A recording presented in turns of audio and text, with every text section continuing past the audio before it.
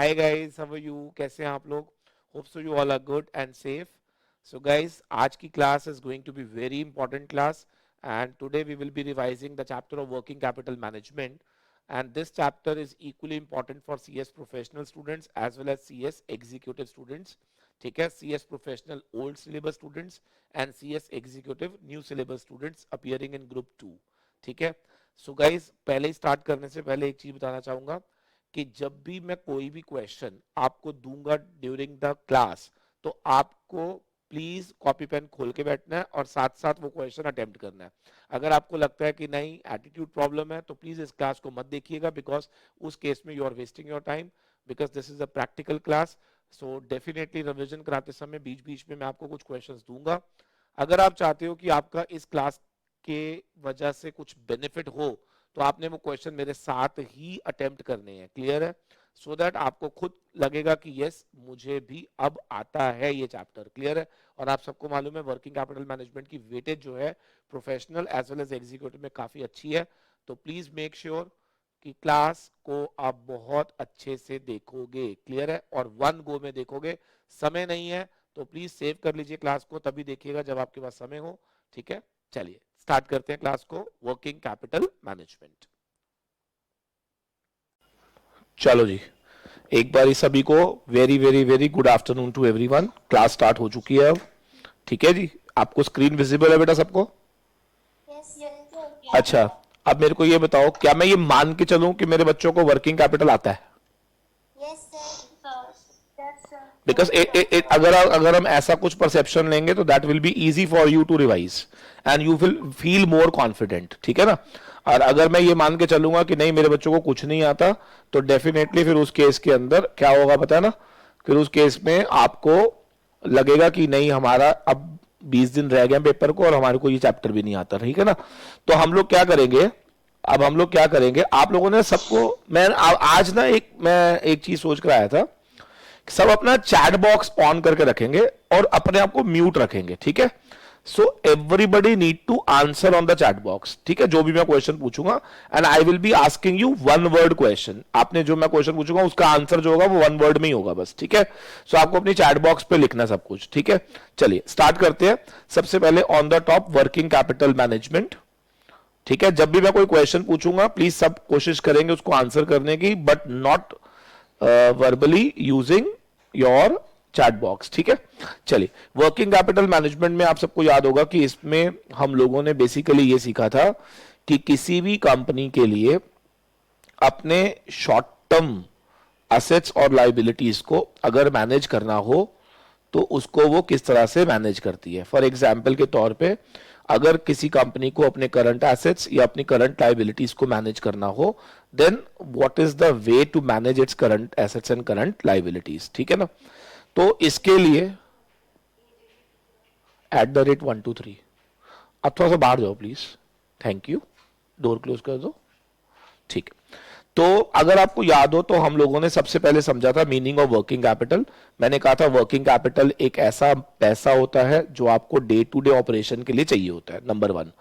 दूसरा, फिर मेरे से किसी ने पूछा कि सर एक बात बताओ, ये जो वर्किंग कैपिटल होता है, ये जो वर्किंग कैपिटल होता है, सर बस इतना बता दो हमारे को कि ये कितने तरह का होता है. तो आपको याद होगा इसको हमने दो पार्ट्स में डिवाइड किया था. एक on the basis of time. ठीक है ना? एक तो हमने करा था on the basis of time, समय के बेसिस पर, और एक हमने करा था on the basis of investment भी कह सकते हो और आप असेट्स भी कह सकते हो. तो अगर मैं टाइम बेसिस पे करूंगा तो आपको याद होगा एक परमानेंट था और एक टेम्परेरी. परमानेंट का मतलब which is required for ever, temporary का मतलब which is required for a short period of time. And जब हम इन्वेस्टमेंट्स की बात करते हैं तो आपको याद होगा बेटा कि इन्वेस्टमेंट्स के अंदर हम लोगों ने इसको ग्रॉस और नेट में डिवाइड किया था. ग्रॉस का मतलब सम ऑफ ऑल करंट एसेट्स और नेट का मतलब current assets minus current liabilities. And permanent working capital क्या होती है? Which is required for a long run period. इसको हम फिक्स्ड फॉर्म भी बोलते हैं. और जो टेम्परेरी होती है उसको हम वेरिएबल भी बोलते हैं. ठीक है बेटा? तो इस तरह से हम लोगों ने वर्किंग कैपिटल का मीनिंग समझा था. ठीक है, वेरी गुड. तो कुछ बच्चे रेज कर रहे हैं अपने हैंड्स को, क्यों कर रहे हैं देख लेते हैं. ठीक है, अब आगे बढ़ते हैं जरा।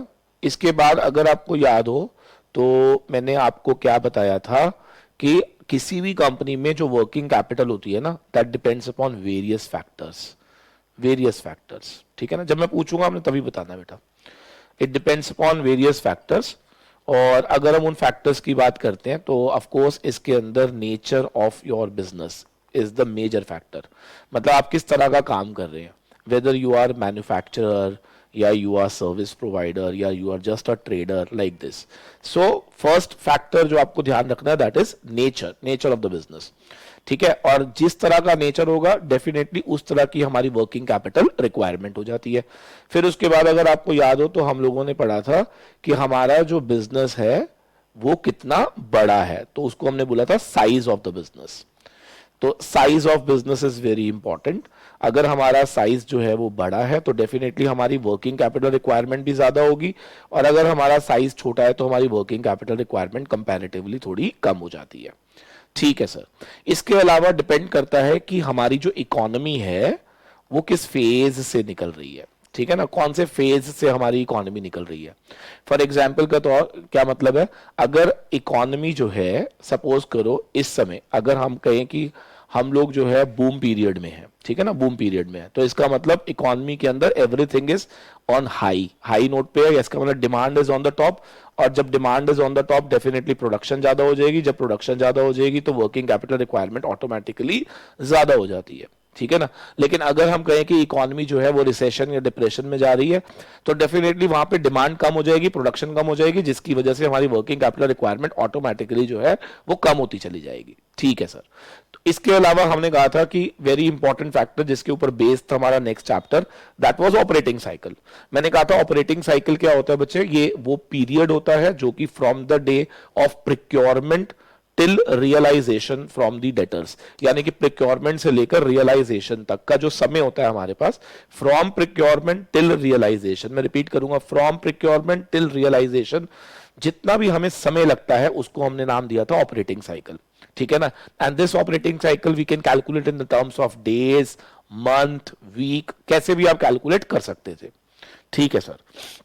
इसके बाद वेरी इंपॉर्टेंट जो था वो था कि आप लोगों का सप्लाई कंडीशन क्या चल रहा है मार्केट के अंदर।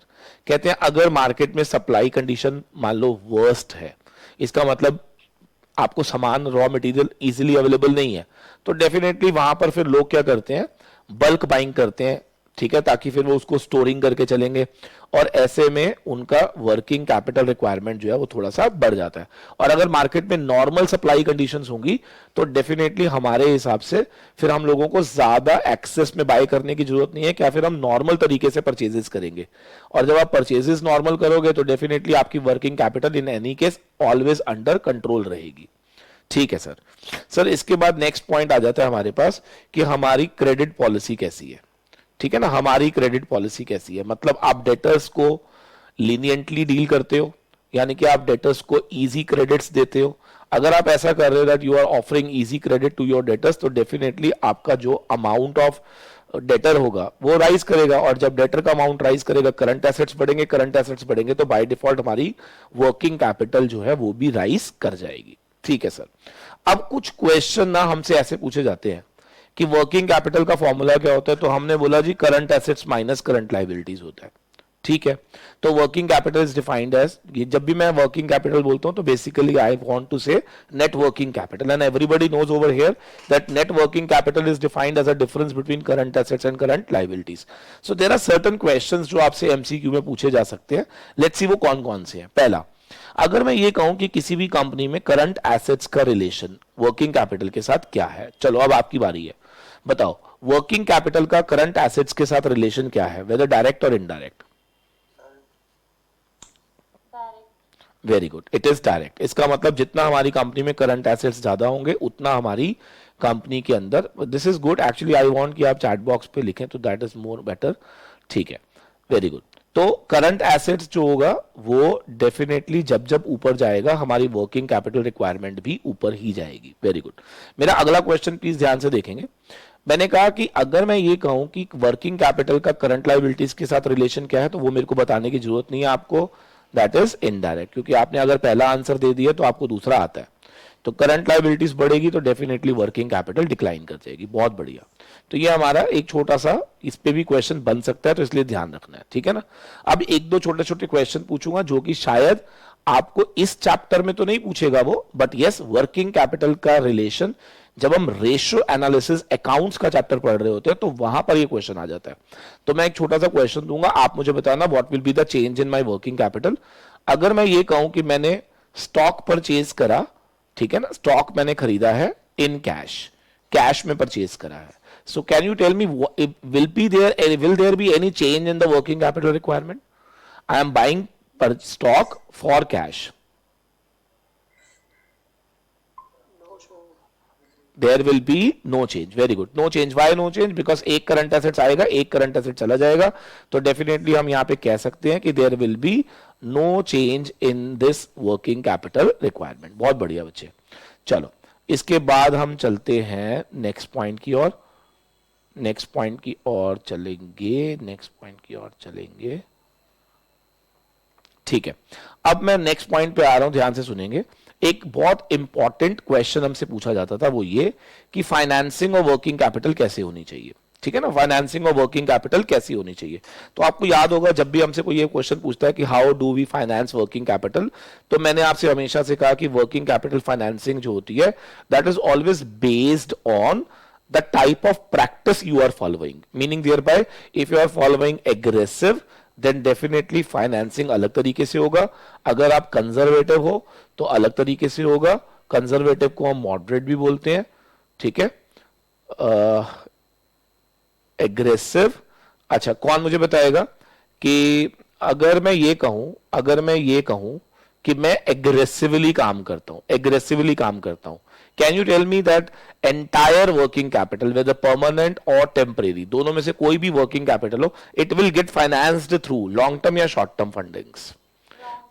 इफ यू आर एग्रेसिव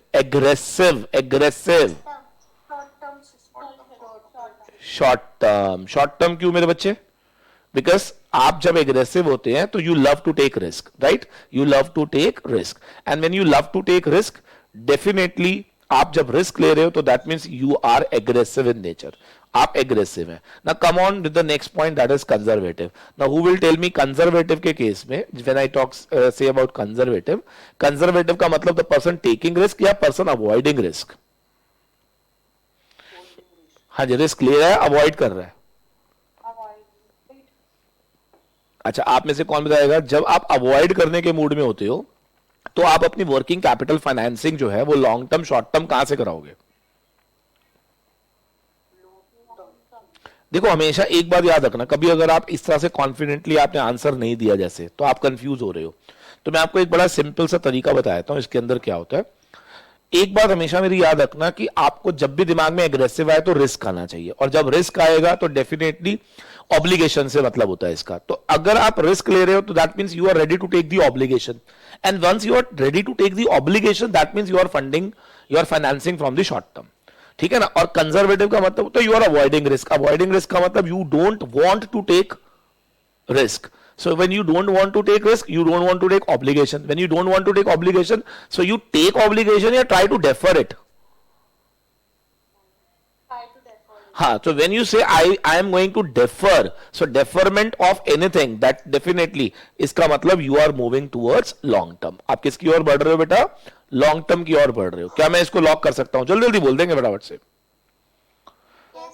और एक आप लोगों ने पढ़ा था मैचिंग अप्रोच। मैचिंग अप्रोच अगर आपको याद हो तो इसमें मैंने आपको ये पढ़ाया था कि यहां पर हम लोग हमेशा कैलकुलेटेड रिस्क लेते हैं। So permanent should be financed through long term and temporary should be financed with short term. I hope so the point is clear to everyone.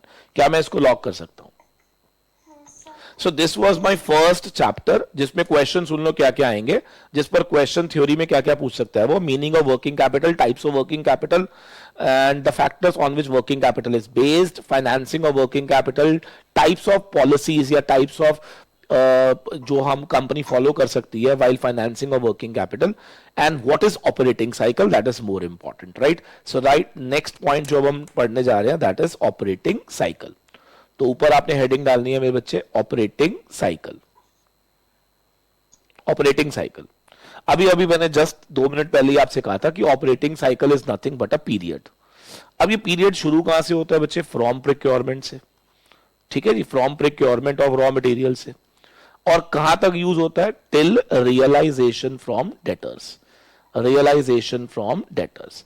अब जितना ये पीरियड बड़ा होगा ना, डेफिनेटली उतनी साइकिल बड़ी होगी, और जितनी साइकिल बड़ी होगी हमारी वर्किंग कैपिटल रिक्वायरमेंट अपने आप बड़ी हो जाएगी बेटा, ठीक है ना। तो इसका मतलब किसी भी कंपनी के अंदर अगर मैं as a financial manager appoint हो जाता हूं, ठीक है, या as a treasury manager appoint हो जाता हूं, और कंपनी मुझसे एक्सपेक्ट करती है टू कंट्रोल वर्किंग कैपिटल, तो step number 1 I will try my best to reduce this operating cycle. मैं इस ऑपरेटिंग साइकिल को कम करने की कोशिश करूंगा। अब मुद्दा यह है कि आप ऑपरेटिंग साइकिल को कम कैसे करोगे। देखिए, ऑपरेटिंग साइकिल को कम कैसे करना है और ये बड़ी कैसे है, उसके लिए पहले हमें समझना पड़ेगा component of operating cycle. I hope so you are able to match my speed ना, है ना। This is revision going on, I hope so this is all done now. तो अभी तो हम लोग इतना पढ़ चुके हैं, तो मुझे लगता है इट्स नथिंग लाइक, कुछ भी इतना मुश्किल नहीं है। So computation of operating cycle, sir जब हमें ऑपरेटिंग साइकिल निकालना होता है, आप सबको याद होगा, इसके अंदर we have done various types of components. कुछ कंपोनेंट्स को मिलाकर हम पढ़ते थे ग्रॉस ऑपरेटिंग साइकिल, ठीक है ना, ग्रॉस ऑपरेटिंग साइकिल। उसमें कौन कौन से कंपोनेंट्स आते थे? एक आरएमसीपी आता था, एक डब्ल्यूआईपीसीपी आता था, एक आरपी आता था, रिसीवेबल पीरियड, और एक एफजीसीपी आता था, राइट। अगर मैं इन चारों को जोड़ दूंगा तो I will get my gross operating cycle. From this अगर मैं रिड्यूस कर दूं डेफरल पीरियड, अब यहां पे डेफरल पीरियड किसका होता था? Lag in payment of wages, lag in payment of, like जितना भी लैग आएगा डेफिनेटली वो आपके लिए बेनिफिशियल होगा। या सप्लायर ने अगर आपको कोई क्रेडिट ऑफर किया है, supplier period, so this is all to be reduce and then you will get NOC. So in short, if somebody asks you in MCQ that how many components do we have in net operating cycle, तो कुल मिलाकर अगर मोटा मोटी तौर पे देखोगे तो we have total 5 components, ठीक है ना। 5 components में 4 जो है that is for gross operating cycle and 1 is for deferral period, that is to get net operating cycle. I hope so point is clear to everyone. So now अगर कोई company चाहती है कि अगर वो वर्किंग कैपिटल को control लगाना चाह रही है तो उसको अपनी वर्किंग कैपिटल को कम करना चाहिए। और वर्किंग कैपिटल कम करने के लिए क्या उसको अपनी साइकिल पे कंट्रोल लगाना चाहिए, और साइकिल पे कंट्रोल लगाने के लिए क्या उसको कंपोनेंट को कंट्रोल करना पड़ेगा। क्लियर है या नहीं? सो अब हम 1 बाय 1 बेसिस पे डिस्कशन करेंगे। सबसे पहला पॉइंट था RMCP. I told you what is RMCP. मैंने कहा RMCP is nothing but it represents the period, ये एक ऐसा पीरियड है जितने समय के लिए you store your raw material, ठीक है ना, the period for which you keep your raw material with you, ठीक है ना। जैसे फॉर एग्जांपल के तौर पे आरएमसीपी इज 2 days, तो इसका मतलब ये हो गया that company is maintaining a stock of raw material which is equal to twice of consumption per day. This is what we did actually, ठीक है ना।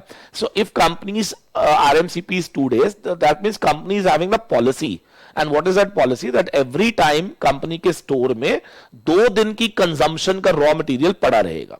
क्लियर है या नहीं? इससे क्या होता है सर? इससे ये होता है कि to meet emergencies, to meet contingencies, हमारे पास एवरी टाइम कुछ ना कुछ स्टॉक पड़ा रहना चाहिए। तो अब यहां पर ये 2 भी हो सकता है, 4 भी हो सकता है, 2 month भी हो सकता है, 2 weeks भी हो सकता है, 6 month भी हो सकता है। दैट ऑल डिपेंड्स कि कंपनी की मूवमेंट कैसी है। तो जिन कंपनीज को लगता है कि यार हमारा रॉ मटेरियल बहुत फास्ट मूविंग है, हमें फटाफट से माल चाहिए होता है, फटाफट से माल चाहिए होता है, कभी भी अचानक से, तो डेफिनेटली क्या वो यहां पर जो भी अपने पास स्टॉक मेंटेन करेंगे, क्या वो डेफिनेटली ज्यादा समय के लिए मेंटेन करेंगे। क्लियर है या नहीं? तो as a financial manager, as a treasury manager, we need to decide that what should be the optimum. Optimum कितना होना चाहिए सो दैट ऐसा भी ना हो कि रॉ मटेरियल के अंदर बहुत सारा पैसा हमारा जो है वो ब्लॉक हो जाए, ठीक है ना, और हम उस पैसे को फिर ताकि हम कहीं और भी यूटिलाइज कर पाएंगे। क्लियर है? ठीक है सर। सो अगर आपको ये समझ आ गया है तो अगर मैं यहां से सेकंड चैप्टर को भी कंटिन्यू कर सकता हूं from here itself. Now can you tell me, अगर मुझे स्टॉक निकालना हो of raw material, then definitely I need to give you क्या? Very good. तो अगर मैं आपको कंजम्पशन दे दूं तो क्या आप उसको इंटू 2 करके, पहले आप उसको पर डे निकाल के इंटू 2 करके क्या stock of raw material calculate कर लोगे? Yes please. ठीक है। सो नाउ कंजम्पशन कैसे निकलता है वो देखने वाली बात है। तो आपको याद होगा कि कंजम्पशन डिपेंड हमेशा करेगा प्रोडक्शन पे। पहले तो हमेशा याद रखो कंजम्पशन कितनी होगी, हम कितना कंज्यूम करेंगे, क्या ये प्रोडक्शन पे निर्भर करता है? सारे बोलेंगे ये किस पे निर्भर करेगा?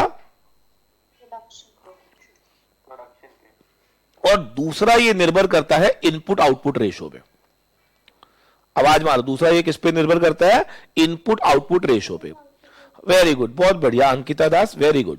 सो नाउ यू टेल मी कि जिस कंपनी की प्रोडक्शन ज्यादा है और इनपुट आउटपुट रेशो ज्यादा है, क्या उसका कंजम्पशन ज्यादा हो जाएगा? और जब उसका कंजम्पशन ज्यादा हो जाएगा तो क्या by default stock of raw material भी क्या ज्यादा हो जाएगा? कम ऑन, जल्दी बोलो फटाफट से। नहीं बेटा, नहीं नहीं नहीं समझ आया, बोलो मेरे बच्चे, बोलो। मेरे को नहीं लग रहा आपको समझ आया, आपको समझ आया? सच्ची बताओ। ठीक है,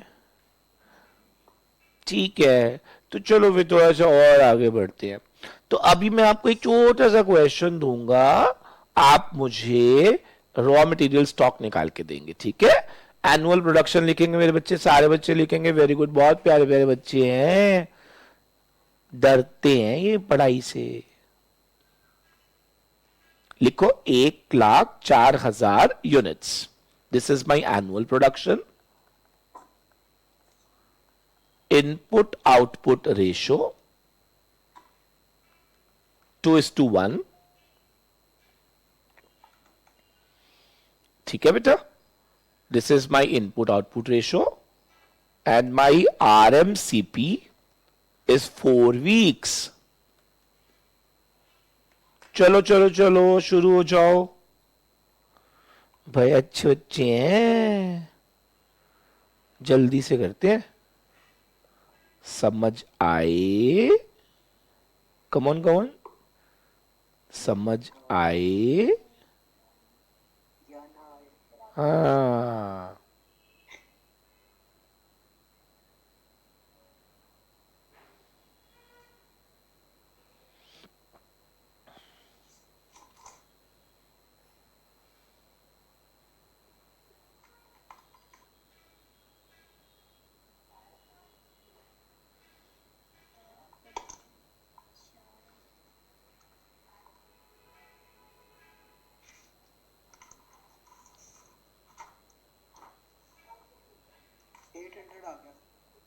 हाँ जी,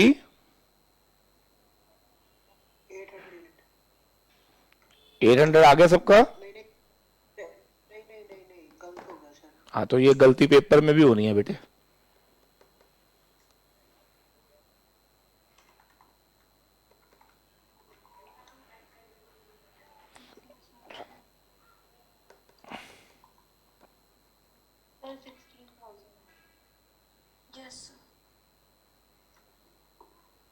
कितना आ गया?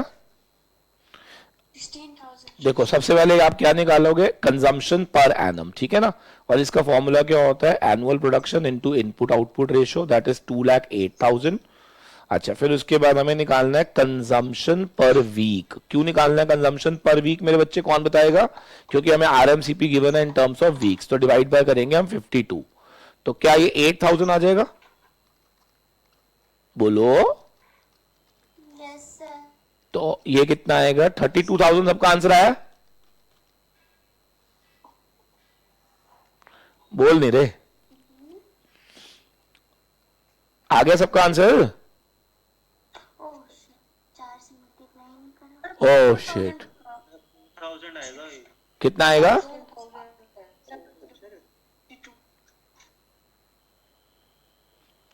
ये कितना आ रहा है? अच्छा अच्छा, ये 4 आएगा। Oh yeah I am really sorry for that. Oh yeah I am extremely sorry. I hope so done. Lock करूं? चलो, अब आ जाते हैं नेक्स्ट पॉइंट पे। आपको मुझे बताना है कि इन केस अगर मुझे work in progress conversion period दिया होता है, तो यहां से हम क्या निकाल लेते थे? Stock of work in progress, ठीक है जी? क्या निकालते थे? Stock of work in progress. Assumption ले लेते हैं, अगर कंपनी को लगता है कि रॉ मटेरियल को फिनिश्ड बनाने में उनको अप्रोक्सीमेटली 1 मंथ लगता है बेटा, तो इसका मतलब स्टॉक ऑफ रॉ मटेरियल कितना होगा? 1 time work cost per month. आई होप सो डन।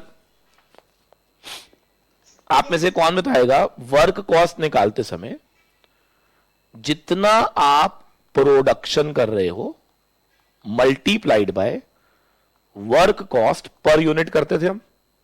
और वर्क कॉस्ट निकालते समय अगर तो डिग्री ऑफ कंप्लीशन क्वेश्चन में दिया हुआ है, नथिंग लाइक दैट, बट अगर डिग्री ऑफ कंप्लीशन मिसिंग है तो क्या करेंगे सर?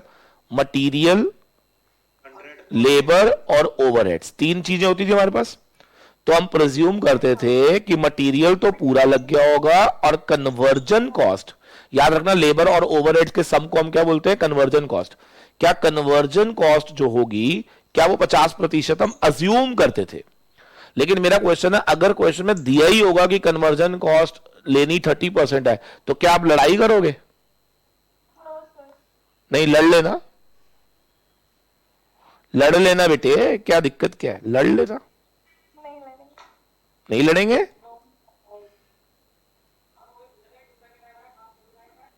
चलो बहुत बढ़िया, नहीं लड़े, नहीं लड़ना भी नहीं है ना। चलो अब इसके ऊपर एक छोटा सा क्वेश्चन लेना है हमें। लिखो एनुअल प्रोडक्शन 52,000 यूनिट्स, मटीरियल 100 रुपए पर यूनिट, लेबर 30 रुपए पर यूनिट, ओवरहेड्स 20 रुपए पर यूनिट, ठीक है, and dub work in progress conversion period 2 weeks. Just very simple question, 2 minute में करके दिखाइए फटाफट से, और थोड़ा स्पीड में करते रहिए जरा। तो मेरे ख्याल से आओ, कितना आंसर आया कोई बताएगा?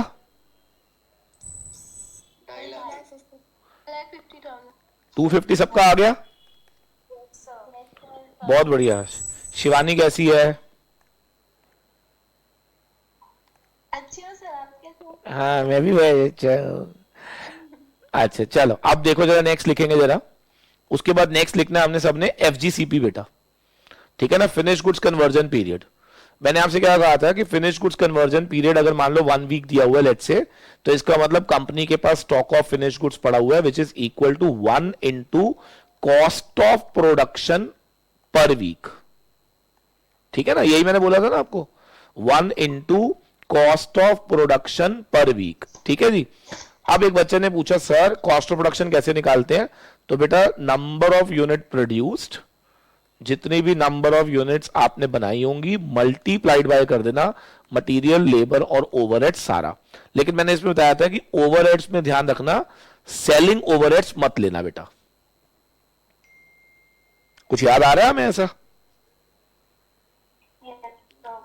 हाँ तो लिखना जरा एक बारी, लिखो जरा। मान लो कंपनी का एफजीसीपी दिया हुआ है 1 मंथ, ठीक है, और मटेरियल दिया हुआ है 100 रुपए, लेबर दिया हुआ है 30, फैक्ट्री ओवरहेड दिया हुआ है 20, और इसमें इंक्लूडिंग 5 रुपए डेप्रिसिएशन भी है, ठीक है, और सेलिंग ओवरहेड दिया हुआ है 30।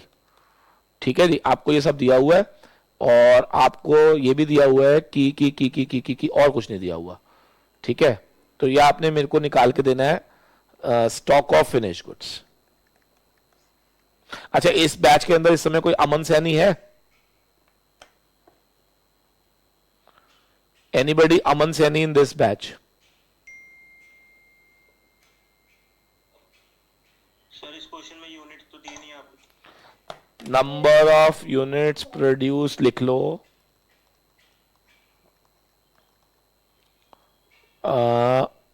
24,000। ठीक है जल्दी करेंगे।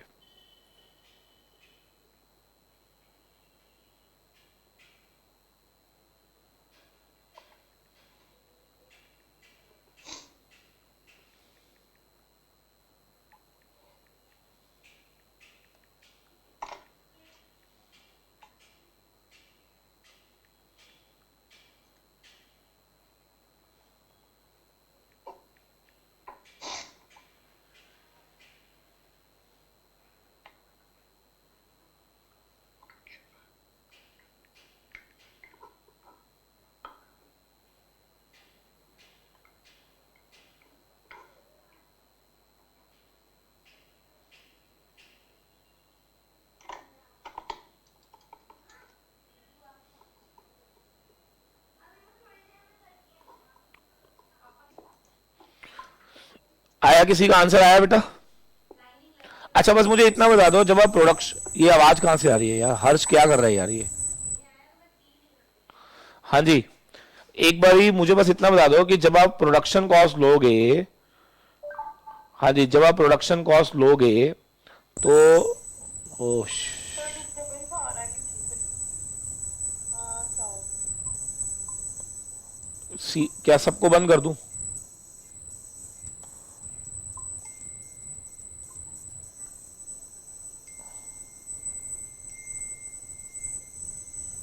ये डिस्टरबेंस मेरे मेरे लैपटॉप में आ रहा है क्या?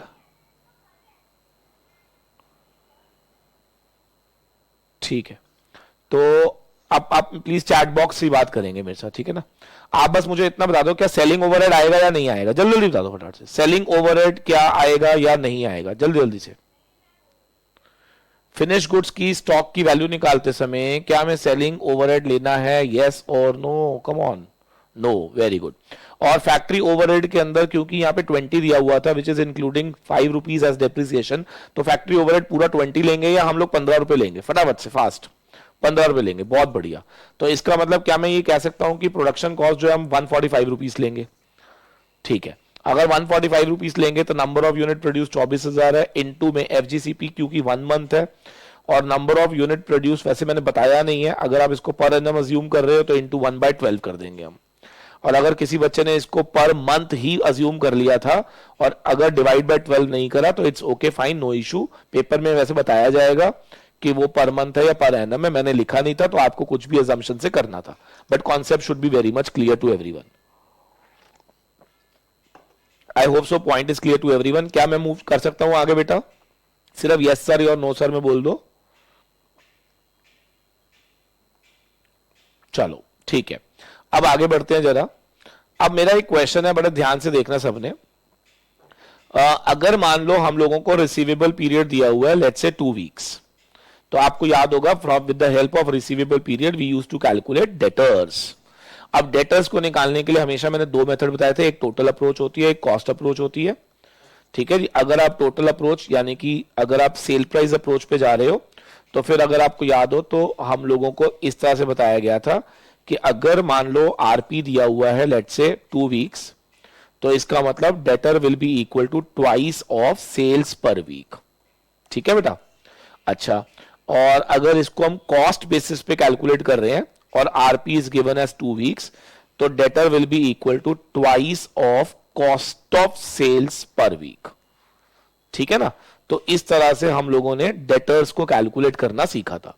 फर्क सिर्फ इतना ही है बच्चे, अगर सेल पर वीक निकाल रहे हो फिर तो सेलिंग प्राइस यूज कर लेना, और अगर कॉस्ट ऑफ सेल निकाल रहे हो तो आपको बताया गया था कि आपको इसमें सेलिंग एंड डिस्ट्रीब्यूशन ओवरहेड्स भी ले लेने हैं। हाँ, अगर आप इसको कैश बेसिस पे कैलकुलेट कर रहे हो तो अगेन डेप्रिसिएशन को आप इग्नोर कर देंगे, फिनिश गुड्स का स्टॉक निकालते समय भी एज वेल एज डेटर्स भी कैलकुलेट करते समय you will simply ignore depreciation. I hope so, point is clear to everyone. क्या मैं इसको लॉक कर सकता हूं? कम ऑन, चलो बहुत बढ़िया। Now giving you the another question. Now ध्यान से देखना जरा, मेरा अगला क्वेश्चन क्या है, आप सबने ये क्वेश्चन सॉल्व करके देना है। सपोज करो कंपनी का आरपी दिया हुआ है 2 वीक्स, ठीक है जी? कंपनी का आरपी दिया हुआ है 2 weeks, receivable period is given as 2 weeks. तो अच्छा, एकता ने पूछा है क्या सर इसमें सेलिंग ओवरहेड लेंगे? किस में बेटा? डेटर्स में ना, बिल्कुल लेंगे। डेटर्स की वैल्यूएशन करते समय अगर आरपी 2 वीक्स है तो debtor is equal to twice of, हम लोग वर्ड यूज करते हैं cost of sales per week. अब कॉस्ट ऑफ सेल और कॉस्ट ऑफ प्रोडक्शन में सिर्फ एक ही फर्क होता है और वो होता है सेलिंग एंड डिस्ट्रीब्यूशन का। तो अगर आप कॉस्ट ऑफ सेल ले रहे हो that means you are taking selling and distribution also, ठीक है जी? ठीक है सर, हाँ बहुत बढ़िया। ये एक पॉइंट मैं अभी आगे जाके बताने वाला था, वो ये कि अगर क्वेश्चन में दिया हुआ है कि हमारा क्रेडिट सेल 75% है तो आपने बस कुछ नहीं करना, इतना लिखने के बाद आगे 75% कर देना बस, ठीक है ना? तो बस ये ध्यान रखना है कि जितना भी हमारा क्रेडिट सेल का रेशो होगा वो इसके आगे लग जाएगा। बिल्कुल, बहुत बढ़िया। गीतिका सही है, एकता बिल्कुल सही है, ठीक है? चलो अब एक छोटा सा क्वेश्चन मैं आपको दे रहा हूं, आप फटाफट से लिखेंगे। मटीरियल 100 रुपए, लेबर 30 रुपए, फैक्ट्री ओवरहेड 20 रुपए, सेलिंग ओवरहेड्स हमें दिया हुआ है 10 रुपए, ठीक है बेटा, और हमारी कंपनी की क्रेडिट सेल्स जो है वो 70% है, और कंपनी की टोटल सेल्स जो है वो है 52,000 यूनिट्स, ठीक है जी, और कंपनी का आरपी है 2 वीक्स। फटाफट से मुझे डेटर्स निकाल के दिखा दो एट कॉस्ट बेसिस, फास्ट। कोई बताना चाहेगा आंसर इसका? सबका आंसर आ गया 2,24,000, बहुत बढ़िया, वेरी गुड, फैंटास्टिक, फैंटाबुलस। चलो जी, so we are moving ahead now. So मेरे ख्याल से ग्रॉस वर्किंग कैपिटल निकालना तो तुम्हें आ गया यार, क्या दिक्कत क्या है इसमें? फिर तुम ऐसे ही रोते रहते हो, हैं टेंशन हो ली है हमारे को, पता नहीं जा रहा, डर लग रहा है। बेटा डर नहीं, आप ग्रुप बना लो, 2-2 3-3 बच्चे आपस में, और एक दूसरे से क्वेश्चन आंसर्स पूछो, और देखो कितनी जल्दी जल्दी आपका खत्म हो जाएगा, ठीक है। चलो मूव करते हैं आगे। अभी मेरा अगला जो क्वेश्चन था वो था डेफरल पीरियड का। डेफरल पीरियड में आपको याद होगा या तो सप्लायर क्रेडिट पीरियड दिया होगा, या आपको लैग इन वेजेस दिया होगा, ठीक है जी, या फिर आपको लैग इन ओवरहेड्स दिया होगा। तो आपको इन सबको यूज करना है और आपको निकालना है आउटस्टैंडिंग, यहां पे निकलेगा क्रेडिटर्स, यहां से निकलेगा आउटस्टैंडिंग वेजेस, ठीक है जी, और यहां से निकलेंगे आउटस्टैंडिंग ओवरहेड्स, ठीक है ना। इस तरह से आपको ये कैलकुलेट करना होगा, ठीक है सर, बिल्कुल सर, कैलकुलेट हो जाएगा हमसे। कैसे होगा आइए देख लेते हैं। If I ask you something that supplier period दिया हुआ है 2 वीक्स का, तो आपको याद होगा यहां पर हम क्या लिखते थे कि creditor will be twice of credit purchases, creditor will be twice of credit purchases per week, simple, खत्म हो गया ये, ठीक है सर। अगर मैं बोलूं आउटस्टैंडिंग वेजेस दिया हुआ है 1 मंथ का, तो इसका मतलब क्या होता था that outstanding sorry lag in wages अगर 1 मंथ है, सॉरी अगर लैग इन वेजेस 1 मंथ है, तो हम क्या पढ़ते थे outstanding wages will be one time जो भी हमारा वेज बिल होगा पर मंथ, बहुत बढ़िया। और अगर मैं बोलूं कि मेरे आउटस्टैंडिंग ओवरहेड्स या लैग इन ओवरहेड्स दिया हुआ है फॉर लेट्स से 2 मंथ्स, तो इसका मतलब outstanding overheads will be twice of जो भी मेरा ओवरहेड बिल होगा per month. Simple simple, very simple. बस यहां पर ना अगर आपको याद हो तो आप एक जगह फंसते थे, वो मैं आपको याद करा देता हूं, और वो था यहां पर परचेजेस। यहां पे मैंने आपको कुछ लिखवाया था, मैंने आपसे कहा था कि ध्यान रखना कि जिन क्वेश्चन में ओपनिंग स्टॉक और क्लोजिंग स्टॉक नहीं दिया होता, तो वहां पर consumption and purchases both are same, ठीक है ना, consumption and purchases both are same. और ये कब होता था? जब भी कोई भी एग्जिस्टिंग कंपनी होती थी तो हम ये अजम्पशन ले लेते थे। अजम्पशन क्या लेते थे? That opening stock and closing stock both are same. लेकिन अगर आपको याद हो कि अगर कोई न्यू कंपनी का क्वेश्चन आ जाए, वैसे मुझे लगता नहीं है कि तुम्हें इस लेवल पे क्वेश्चन आएगा, तो बस ध्यान रखना वहां पर ओपनिंग तो इन एनी केस निल ही होगा। अगर क्लोजिंग भी निल हो जाए फिर तो बात ही खत्म हो गई। तो क्या फिर मैं यहां पे फिर से लिख सकता हूं consumption and purchases both are same? Otherwise आपको याद होगा परचेज कितना होगा वो हम निकालते थे कंजम्पशन प्लस क्लोजिंग, ठीक है ना। अब इस पर एक छोटा सा मैं क्वेश्चन कराया तो आपको प्रैक्टिस हो जाएगी, तो आपका डर जो है वो चला जाएगा, ठीक है ना। तो लिखेंगे जरा सारे, सबने लिखना है यहां पर।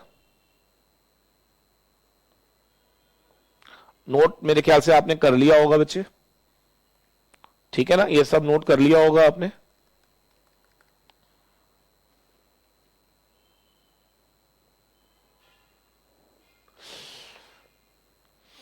चलो जी,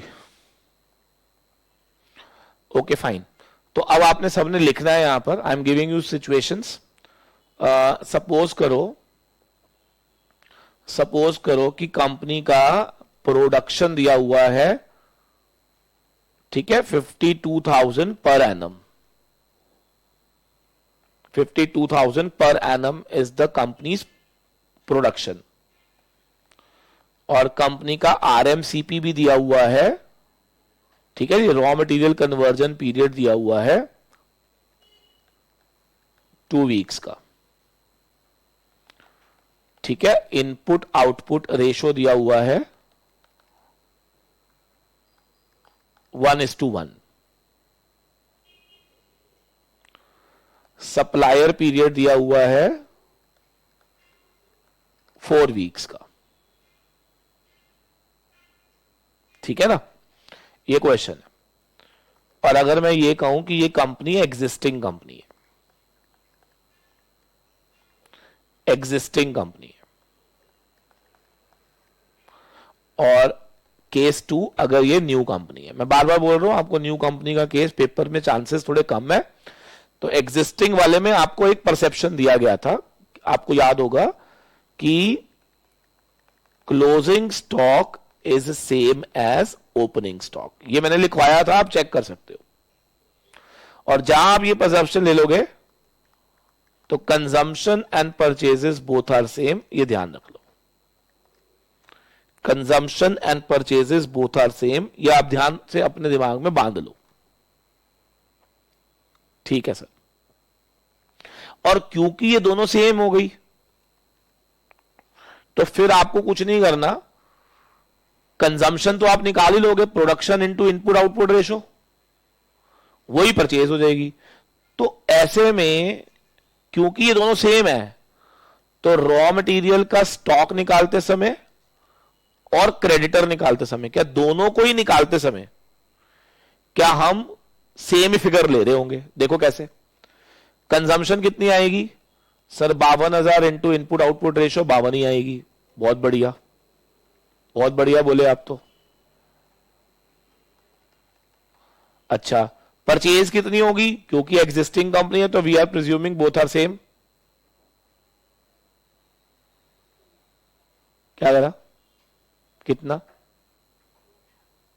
हो गया? खुश, तसल्ली है कि नहीं ये बता दे। Satisfied? Are you satisfied? Simple. ठीक है। So consumption and purchase both are same. तो यहां पे रॉ मटेरियल स्टॉक आपने कैसे निकालना है? Twice of. जब हम इंग्लिश में लिखते हैं तो यहां कंजम्पशन लिखते हैं और क्रेडिटर निकालते समय हम लिखते हैं परचेज। लेकिन क्योंकि यहां पर consumption and purchase both are taken as same, तो ट्वाइस ऑफ 52,000 डिवाइड बाय 52, और यहां पर भी ट्वाइस ऑफ 52,000 डिवाइड बाय 52। आपको प्लीज समझ आ रहा है तो मेरे को पहले ओके करके दो जल्दी से। अगर समझ आ रहा है यस यस यस जल्दी जल्दी लिखो, तभी मैं आगे बढ़ूंगा।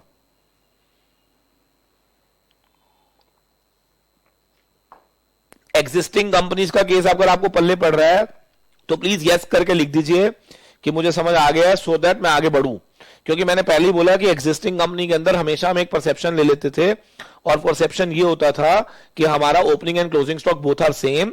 तो हम ये मान के चल रहे हैं कि जितना हमें क्लोजिंग में चाहिए क्या उतना ओपनिंग में पड़ा होगा। ऐसे में जो हम खरीदेंगे क्या वो सारा कंज्यूम हो जाएगा।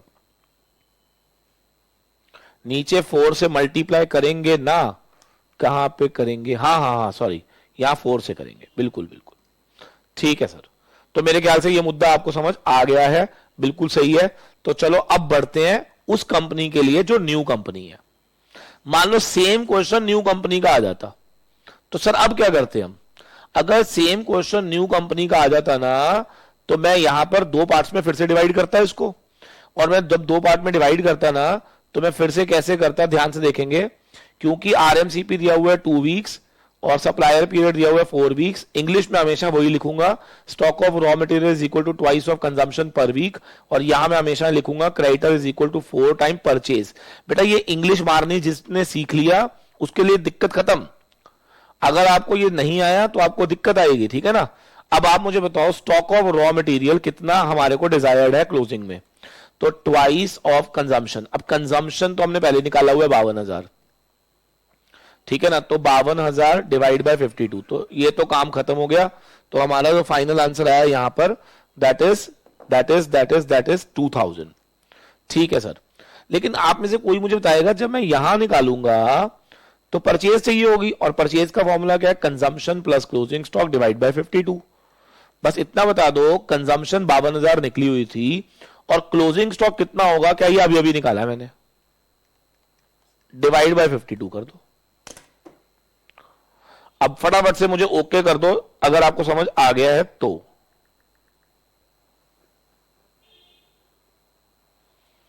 जल्दी जल्दी से ओके करेंगे अगर पल्ले पड़ गया है तो।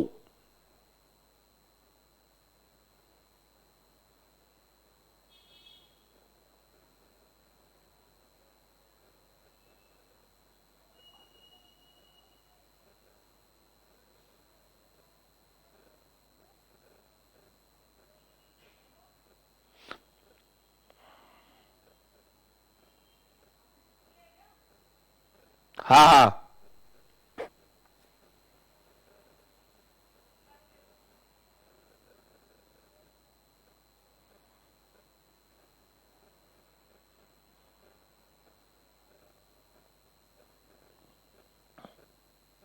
ठीक है जी। I am giving you one question, everyone need to try this question.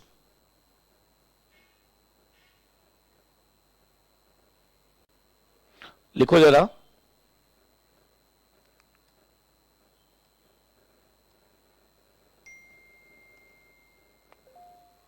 आरएमसीपी दिया हुआ है, आरएमसीपी दिया हुआ है 2 वीक्स, सप्लायर पीरियड दिया हुआ है लेट्स से 1 वीक,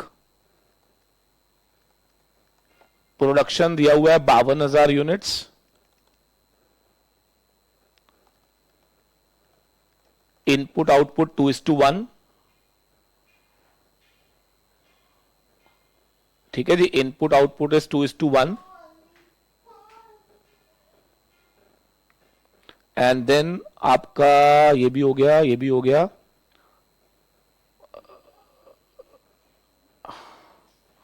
और ये न्यू कंपनी है बेटा, ठीक है। मुझे फटाफट से स्टॉक ऑफ रॉ मटेरियल और क्रेडिटर्स जल्दी जल्दी निकाल दो। हाँ जी, तो सबका आंसर 4,000 एंड 2077, सबका यही आया है। तो मेरे ख्याल से चेक करने की फिर जरूरत लग नहीं रही मुझे। चलो बहुत बढ़िया, बहुत बढ़िया। सर एक बार बता दो प्लीज। अरे लल्लुओ, पहले मुझे बताओ, प्रोडक्शन दी हुई है 52,000, इनपुट आउटपुट रेशो दी हुई है 2:1, तो कंजम्पशन कितनी निकलेगी ये बताओ। 1,04,000। अब ये तो नहीं बताना ना 1,04,000 कैसे आया, नहीं ये नहीं बताना, ये तो आ गया हमें। 1,04,000 मेरी कंजम्पशन आ गई। अच्छा अब मुझे बताओ, कंजम्पशन आ गई तो स्टॉक ऑफ रॉ मटेरियल तो निकाल लोगे ना बेटा। तो स्टॉक ऑफ रॉ मटेरियल कितना चाहिए होगा ये बता दो मुझे। आप कह रहे हो सर हमारा ना आरएमसीपी दिया हुआ है 2 वीक्स, तो ठीक है, twice of consumption per week करेंगे हम। तो जब twice of consumption per week करेंगे आप तो कितना होगा, ये 52 हो जाएगा इंटू 2 हो जाएगा, 52 52 52 2,000 4,000 आ जाएगा। पहले तो ये आया सबका, ठीक है।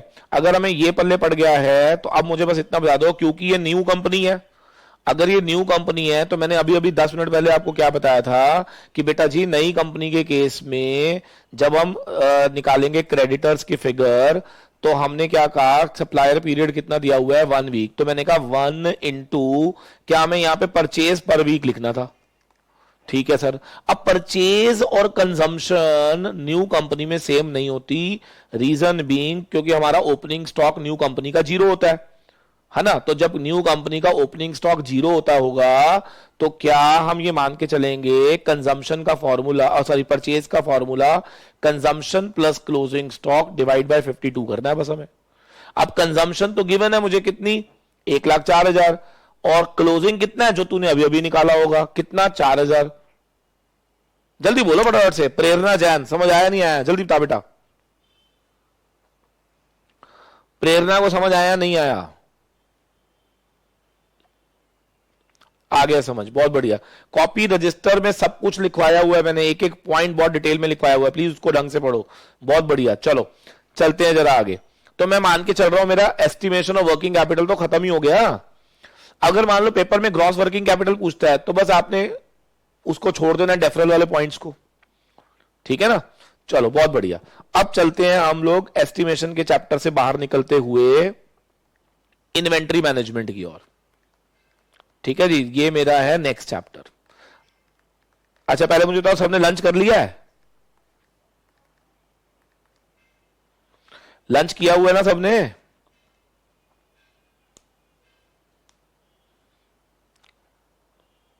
ओ मनप्रीत ने नहीं करा, ओ शिट, मनप्रीत को भूख लग रही होगी फिर तो। अच्छा प्रिया सिंगल क्वेश्चन बता के आएगा। रुक मैं प्रिया सिंगल को कर देता हूं। प्रिया सिंगल एक बार दोबारा से लिख, मैं तेको अनलॉक करता हूं।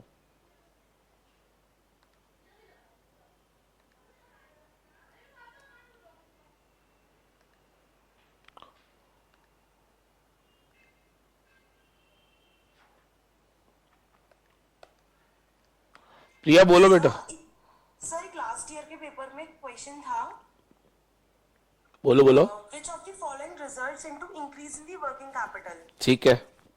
उसके ऑप्शंस थे decrease in current capital, decrease in current assets, goods sold on credit and tax paid. तो ये नीचे के दो तो खराब बेकार है, मतलब decrease in current liabilities and decrease in current assets. Sir इनमें से कौन सा अप्रोप्रिएट होगा? वर्किंग कैपिटल को मुझे क्या करना है? Which of the following? हाँ, results into increase in working capital. ओहो, ये तो कोई भी आंसर देगा। बच्चा कौन बताएगा? वर्किंग कैपिटल इंक्रीज कब होगी बताओ? करंट एसेट्स के बढ़ने से होएगी या फिर करंट लायबिलिटी के घटने से होएगी? बस दो ही वजहें हैं हमारे। करंट एसेट्स भी घट रही है, करंट लायबिलिटीज भी घट रही है, दोनों ऑप्शन ये हैं। तो क्वेश्चन को काट के फेंक दो। नहीं तो एक ही पॉइंट में लिखा है क्या ये दोनों पॉइंट? नहीं नहीं सर, ए ऑप्शन है decrease in current liabilities, B option है डिक्रीज इन करंट एसेट्स। हाँ तो ठीक है ना, डिक्रीज इन करंट लायबिलिटी बोल तो रहा हूं। सर इसका answer decrease in current assets दे रखा था। नहीं नहीं, आपने ये पूछा है ना किससे मेरी वर्किंग कैपिटल बढ़ेगी।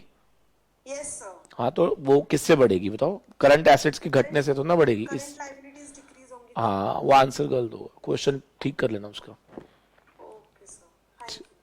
ठीक है, बहुत बढ़िया। कुछ बच्चे यहाँ पर क्या चैट करना चाह रहे हैं? दिसंबर, अच्छा decrease, okay okay fine, answer दे रहे थे आप लोग को। ठीक है ठीक है ठीक है ठीक है ठीक है ठीक है ठीक है ठीक है ठीक है ठीक है ठीक है ठीक है।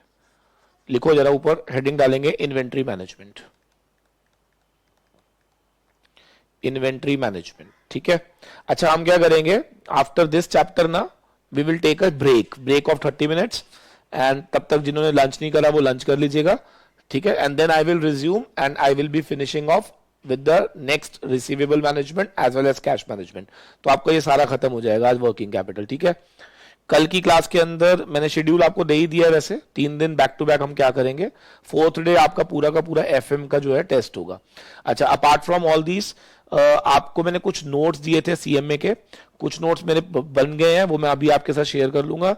तो जितने भी मैं सीएमए पार्ट ए के अंदर आपको नोट्स दूंगा, क्योंकि आपको मैं बता दूं कि सीएमए पार्ट ए के अंदर क्योंकि कंप्लायंसेस मैटर बहुत ज्यादा है, उसके अंदर वो बार बार हमसे ये पूछता है कि बताओ ये एसआर पास होगा या इसके लिए ऑर्डिनरी रेजोल्यूशन पास होगा, ये बोर्ड मीटिंग में होगा या जनरल मीटिंग में होगा। तो इस तरह के जो पॉइंट है ना वो लास्ट मोमेंट पे रिकॉल नहीं होंगे। कौन सा प्रोविजन कंपनीज एक्ट के कौन से सेक्शन में फॉल करता है, तो ये कारो प्रोविजन कौन कौन सी कंपनीज पे नहीं लगता है, तो ये सारी चीजें जो है ना लास्ट मोमेंट पे आप रिवाइज नहीं कर पाएंगे। दैट इज वाई मैंने आपको एक मेरे ख्याल से 12-13 पेज का एक असाइनमेंट दिया था। आई एम वेरी श्योर आपने 4-5 बार उसको रीड करा होगा, ठीक है। नहीं करा होगा तो प्लीज मेक श्योर कि आप उसको रीड करो। और दूसरा इन्वेंट्री जो रिमेनिंग चैप्टर्स होंगे उसके वो मैं आज आपके साथ शेयर कर दूंगा। बिल्कुल सिमिलर असाइनमेंट मैं आपको स्ट्रैटेजिक मैनेजमेंट का भी दूंगा। एसएम के अंदर कुछ सिलेक्टेड चैप्टर्स जो मुझे लगता है कि आप लोगों को इंपॉर्टेंट है बट आप रिटेन नहीं कर पाते हैं, उनके मैं आपको कुछ समराइज करके दूंगा चीजों को, उन पॉइंट्स को आप अच्छे से रिटेन कर लीजिएगा। That will definitely help you in your exam, last moment revision में बहुत हेल्प करेगा वो, ठीक है बेटा। चलो अब इन्वेंट्री मैनेजमेंट में चलते हैं जरा। इन्वेंट्री मैनेजमेंट के अंदर अगर आपको याद हो तो हम लोगों ने जो क्वेश्चंस यहाँ पे डिस्कस करे थे दैट वाज ऑल अबाउट कि हम लोगों को कब ऑर्डर प्लेस करना चाहिए, what should be the reorder level, what should be the reorder quantity, what is the maximum level of the stock, what is the minimum level of the stock, what is the average level of the stock, if you remember. So these were the types of questions we were being asked in the chapter of inventory management, right? So let's start now. सबसे पहले I'll ask you about the reorder level, that is more important. तो आपको याद होगा कि हम लोगों ने रीऑर्डर लेवल के लिए एक फॉर्मूला मैंने आपको पढ़ाया था, who will tell me। इसके अंदर हम लोग दो चीजों पे डिपेंड करता था हमारा रीऑर्डर लेवल, एक मैक्सिमम कंजम्पशन और एक maximum delivery period. I would like अगर आप सेकंड वाला फॉर्मूला खुद बता दो तो मुझे अच्छा लगेगा, if you know the second formula. पहला वाला था maximum consumption into maximum delivery period, दूसरा एक फॉर्मूला और था रीऑर्डर लेवल का, अगर कोई बताना चाहे तो प्लीज बताए। चलो कोई बात नहीं, नहीं बताना चाहते बाद में बताना, ठीक है, याद करो आप तब तक, मैं तब तक आगे चल रहा हूं। रीऑर्डर क्वांटिटी को अगर आपको याद हो तो हम ईओक्यू इकोनॉमिक ऑर्डर क्वांटिटी कहते थे, if you remember. And economic order quantity निकालने का तरीका क्या होता था, पहले तो ईओक्यू होता क्या था, एक ऐसा ऑर्डर साइज जहां पर हमारी रेलेवेंट कॉस्ट मिनिमम होती है। एक बच्चे ने पूछा रेलेवेंट कॉस्ट क्या होती है, तो रेलेवेंट कॉस्ट के अंदर ऑर्डरिंग कॉस्ट और होल्डिंग कॉस्ट तो इन एनी केस आएगा ही आएगा, लेकिन मैंने आपसे कहा था कि कई बार परचेजिंग कॉस्ट भी आ जाता है अगर क्वेश्चन में डिस्काउंट्स का जिक्र किया गया है। So if in the question discounts are given to you, Priya Singhal ने फॉर्मूला लिख दिया है, she sing average consumption into average delivery period plus safety stock. बहुत बढ़िया बच्चे, average consumption into average delivery period plus safety stock. So ये आपको ध्यान रखना होगा कि वेन एवर क्वेश्चन में सेफ्टी स्टॉक दिया होता है, so we have to take average consumption and average period, and if safety stock is missing then we have to take maximum consumption and maximum delivery period. बहुत बढ़िया। अब कौन मुझे बताएगा ऑर्डरिंग और होल्डिंग कॉस्ट और कई केसेस में परचेजिंग कॉस्ट जहां पर क्या दिया होता था, डिस्काउंट्स दिए होते थे। अगर डिस्काउंट्स मिसिंग है तो रेलेवेंट कॉस्ट सिर्फ ऑर्डरिंग एंड होल्डिंग होगी, अगर क्वेश्चन में डिस्काउंट दिया हुआ है तो all three cost are relevant. कौन सी three, ordering, holding as well as purchasing. ठीक है सर, तो अब अगर आपको याद हो तो जिस लेवल पे हमारी ये रेलेवेंट कॉस्ट मिनिमाइज्ड हो जाती है, क्या उसी को हम अपना रीऑर्डर क्वांटिटी कहते थे, बिल्कुल। और इसको निकालने के लिए हम लोगों ने एक फॉर्मूला पढ़ा था, twice of A into O upon C, meaning thereby A is my annual consumption. This is my annual consumption. O is my ordering cost. Ordering cost. C is my carrying cost. Carrying cost per unit per annum. Per unit per annum. This is my ordering cost. This is my carrying cost. This is my annual consumption. And again I am repeating wherever I am using the word consumption, that means production multiplied by input output ratio. Suppose input output ratio ना दी हो, we will assume as 1:1. Sir ये सारी बातें मैंने बता रखी हैं, yes or no? ना जी ना। अच्छा मैंने तो आपको म्यूट करा हुआ है, आप कैसे बोल सकते हो? दैट्स फाइन, दैट्स फाइन, ठीक है। So let's do one question, let's do one question to just understand. One slide back कर दो, लो जी बैक कर दी, फटाफट से नोट कर लीजिए इसको। वेरी गुड, बहुत अच्छे बच्चे हैं, बहुत अच्छे बच्चे हैं, जल्दी से कर लेते हैं।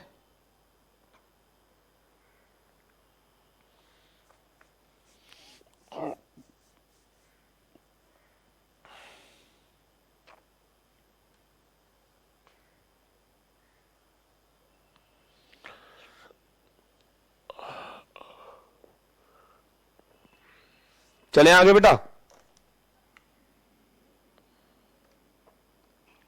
चलो। So I am giving you one question now, आपने मुझे बताना है कैसे निकलेगा।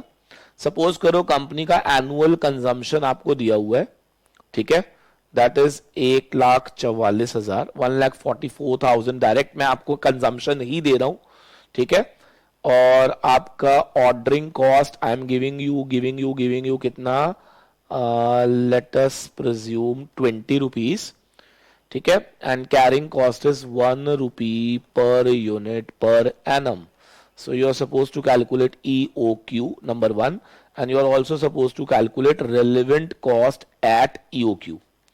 फटाफट से कर देंगे जरा, और जल्दी जल्दी करके मुझे आंसर दे दीजिए, बहुत अच्छे बच्चे हैं, फटाफट से करते हैं, that's better, good good good.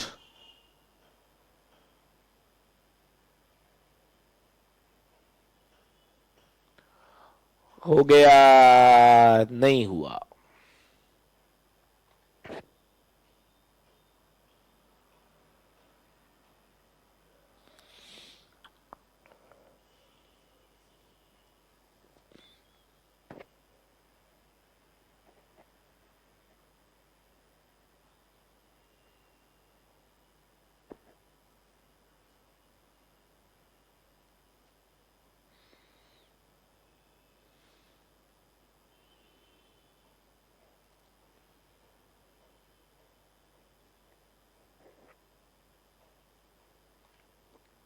चलिए आंसर्स आ गए हैं. EOQ 2400 units. चलो चेक कर लेते हैं.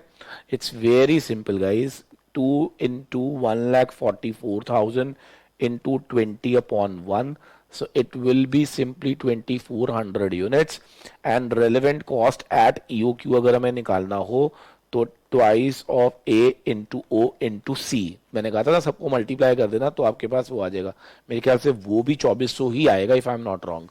ठीक है ना. और दूसरा तरीका भी था इसका रेलेवेंट कॉस्ट निकालने का कि आप ऑर्डरिंग और कैरिंग कॉस्ट दोनों कैलकुलेट कर लीजिए. ऑर्डरिंग कॉस्ट के लिए पहले आपको नंबर ऑफ ऑर्डर्स निकालने पड़ेंगे इफ यू रिमेंबर. तो कोई मुझे बताएगा पूरे साल में 1,44,000 चाहिए और एक बार में हम 2400 यूनिट्स ऑर्डर कर रहे हैं तो this is number of order आ जाएगा इनटू 20 रुपए. और अगर मुझे कैरिंग कॉस्ट निकालनी हो कौन बताएगा. अगर 2400 यूनिट आप मंगवा रहे हो so we will presume that on an average we are holding 1200 और एक यूनिट को होल्ड करने का 1 रुपया. Sir I am very sure आपको याद आ रहा होगा कि कैरिंग कॉस्ट निकालते समय वी प्रिज्यूम कि जितना हम ऑर्डर साइज लेके आएंगे उसका 50% हम होल्ड करते थे इफ यू रिमेंबर दिस. ठीक है ना. तो जैसे कि आप जानते हैं कि इस क्वेश्चन के अंदर हमने 2400 यूनिट का ऑर्डर प्लेस किया था तो मैं मान के चल रहा हूं कि हम लोग 1200 यूनिट उसमें से होल्ड कर लेंगे तो वो यहां पे आ जाएगा एट द रेट ऑफ 1 रुपी आपका कैरिंग कॉस्ट होगा तो ये 1200 हो गया. एंड सिमिलरली यहां पर हमारा ऑर्डरिंग कॉस्ट आ जाएगा. जल्दी बोल दो फटाफट से. ओके रिपोर्ट कर दो इसको. कर दो सर. सर कर दीजिए बिल्कुल कर दीजिए. हमें समझ आ गया है. और this is the alternative formula. You can go like this also. Simply twice of AOC. 1200 क्या आ रहा है भाई. ये भी तो आएगा ना. 1200 तो मेरे ख्याल यही आया है. इसको भी तो सॉल्व करोगे तो 1200 ये भी आएगा. तो 1200 और 1200 2400 आएगा ना मेरे बच्चे. दोबारा बता दो प्लीज. क्या बता दूं भाई साहब. रेलेवेंट कॉस्ट निकालने का फॉर्मूले मैंने दोनों बताए हुए हैं. मैंने कहा या तो ऐसे कर लो रूट में ट्वाइस ऑफ AOC. ठीक है. और या फिर आप क्या करो ऑर्डरिंग और कैरिंग अलग अलग निकाल लो. अब जब आप ऑर्डरिंग और कैरिंग अलग अलग निकालोगे तो डेफिनेटली कैसे करेंगे हम. ऑर्डरिंग कॉस्ट कैसे निकालते थे याद करो जरा. ऑर्डरिंग कॉस्ट निकालने के लिए क्या हम सबसे पहला काम करते थे नंबर ऑफ ऑर्डर्स. ठीक है ना. Number of orders. अब वो नंबर ऑफ ऑर्डर्स तुम कैसे निकालते थे एक बार उसको भी दिमाग में लेकर आओ. नंबर ऑफ ऑर्डर्स निकालने का तरीका क्या होता था. A upon order size. फिर लिखते थे into ordering cost per order.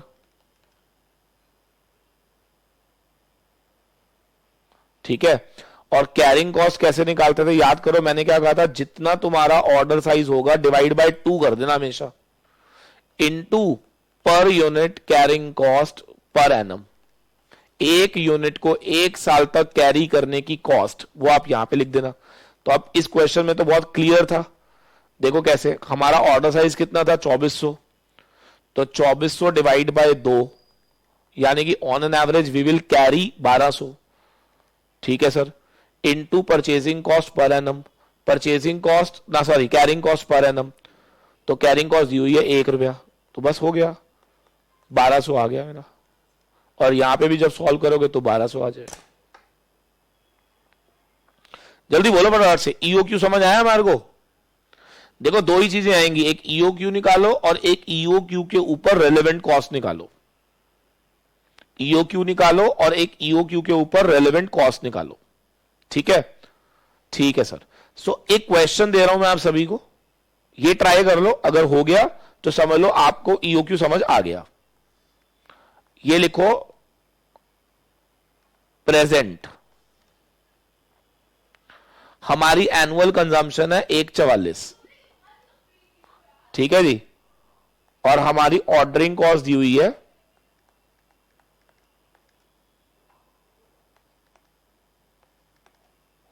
हाँ जी ऑर्डरिंग कॉस्ट दी हुई है हमारी सपोज वही ले लेते हैं 20 रुपए पर ऑर्डर.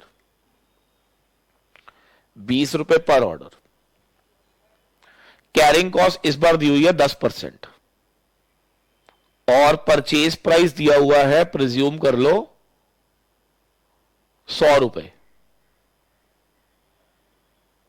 ठीक है जी. अब हम ये कह रहे हैं फाइंड EOQ. ये मेरा पहला क्वेश्चन है फाइंड EOQ. फिर अगला पॉइंट वो क्या पूछ रहा है. अगर सप्लायर जो है वो ऑफर करेगा discount of 2%. If supplier is offering you a discount of 2%, suppose, on minimum order size of 72,000, अगर आप 72,000 यूनिट्स का मिनिमम ऑर्डर प्लेस करेंगे तो हम आपको 2% का डिस्काउंट देंगे. क्वेश्चन है, should we accept this order या should we accept this discount? Should we accept this discount, ये मेरा क्वेश्चन है. फटाफट से करके दिखा दो. सब खुश हो जाएंगे. आज खत्म होगी ना, फिर एक गाना सुनाऊंगा मैं आपको, ठीक है? चलो, अब पहले मुझे बताओ, ये वाला क्वेश्चन हमसे हो गया? ये वाला क्वेश्चन हमसे हो गया मेरे बच्चों?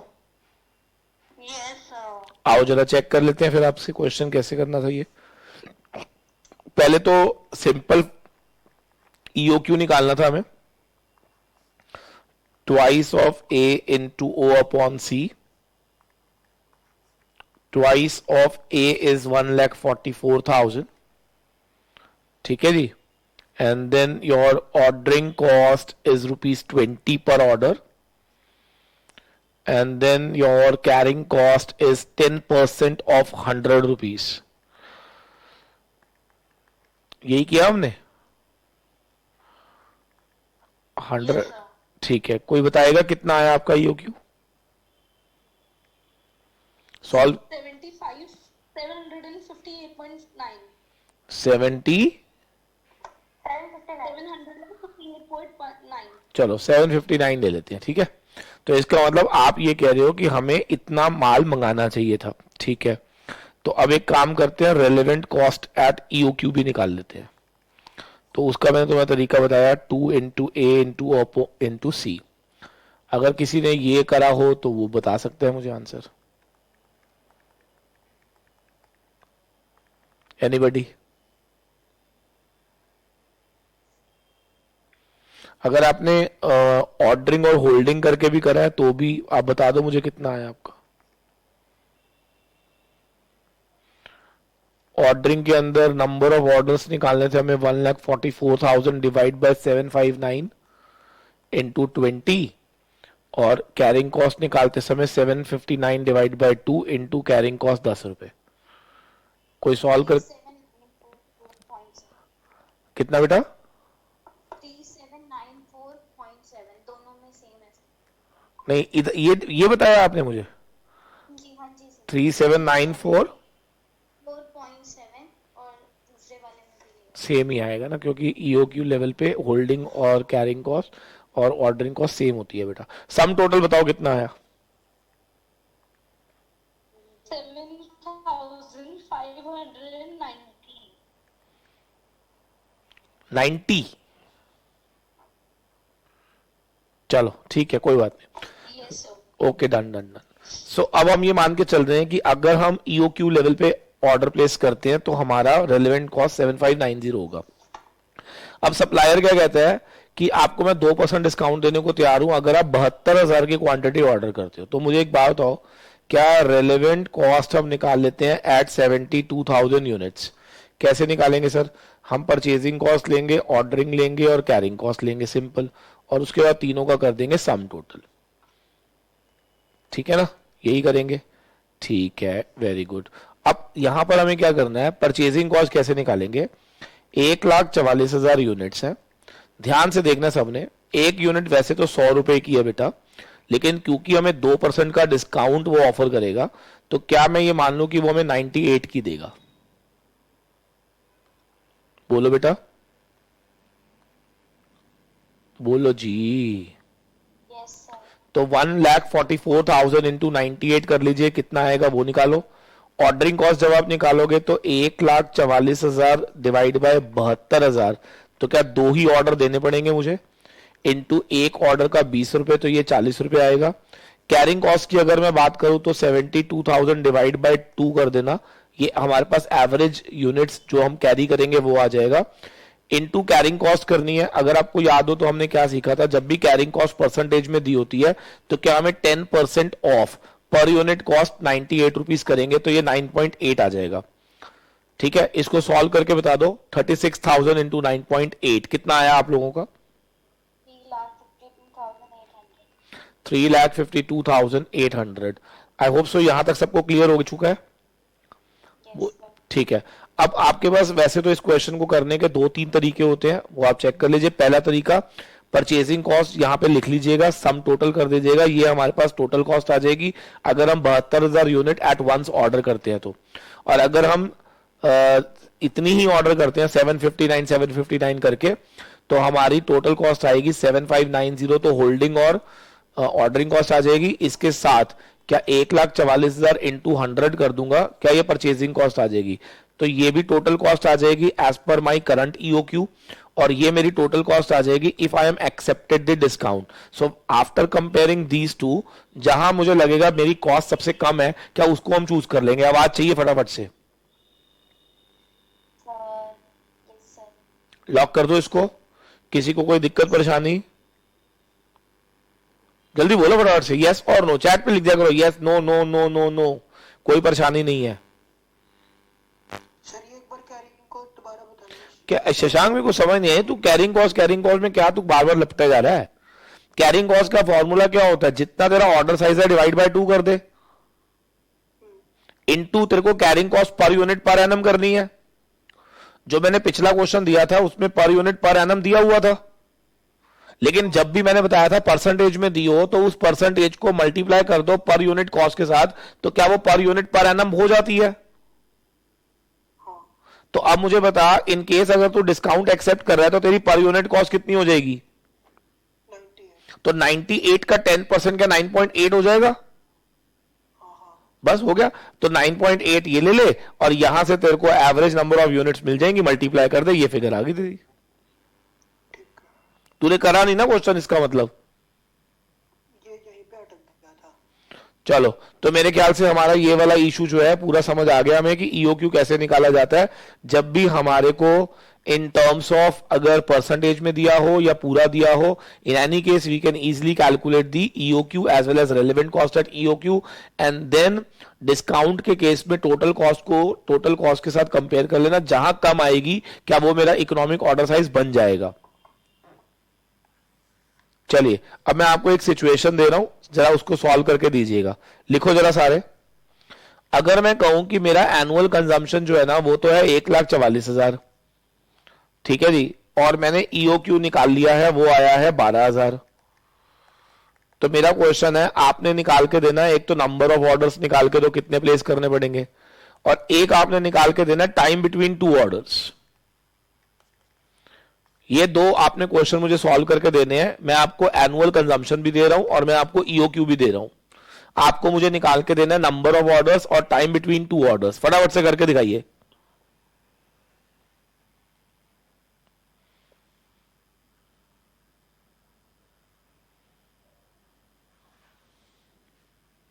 कौन बताएगा नंबर ऑफ ऑर्डर्स का फॉर्मूला क्या होता है? ए अपॉन ईओक्यू। 1,44,000 डिवाइड बाय 12,000, तो ये आ जाएगा 12 ऑर्डर्स। अब आप मुझे बता दो कि अगर आप एक साल में 12 ऑर्डर दे रहे हो और अगर मुझे टाइम निकालना है बिटवीन 2 ऑर्डर, वो भी अगर इन मंथ निकालना हो, तो आपको याद होगा मैंने आपको क्या बताया था? कोई बताएगा? Number of months in a year divide by number of orders. Very good. तो इसका मतलब क्या हम एक बार में एक महीने में एक ऑर्डर प्लेस करेंगे, सो मीनिंग देयर बाय टाइम बिटवीन 2 order will be 1 month. Lock करें इसको। जल्दी जल्दी बोलते जाएंगे फटाफट से। Very good. अब चलते हैं नेक्स्ट पॉइंट पे। अगर आपको याद हो तो इसके अंदर मैंने आपको एक मैक्सिमम लेवल मिनिमम लेवल निकालना सिखाया था और एक एवरेज लेवल निकालना सिखाया था। कौन बताएगा? मैक्सिमम लेवल निकालने के लिए हमने एक फॉर्मूला पढ़ा था, reorder level plus reorder quantity minus, कोई बताएगा मैक्सिमम के लिए क्या माइनस होता था?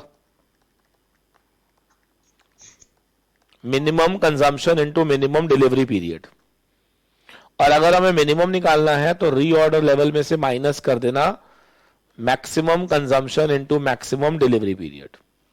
सॉरी, कौन बताएगा? मैक्सिमम वैसे तो होना चाहिए, हाँ हाँ हाँ, वही वही वही मैं बोलने वाला था कि अगर हम मैक्सिमम यूज करेंगे तो एवरी टाइम आंसर 0 आ जाएगा, तो इसीलिए हम यहाँ पे क्या यूज करते थे, average consumption. Into average delivery period. और एवरेज को निकालने के दो फॉर्मूले थे, एक minimum plus maximum divide by 2, और एक और होता था, कौन बताएगा, minimum plus half of reorder quantity. कुछ ऐसा याद आ रहा है हमें? नहीं याद आया तो आप ये फटाफट से फॉर्मूले लिखो, फिर मैं आपको एक क्वेश्चन दे रहा हूं।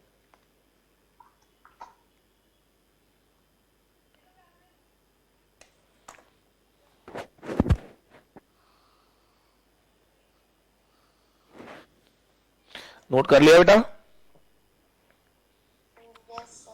अब लिखो जरा फटाफट से। कहते हैं सपोज करो डिलीवरी पीरियड दिया हुआ है 2 to 4 वीक्स, ठीक है जी। हमें कंजम्पशन दी हुई है 300 से 600 यूनिट्स पर वीक,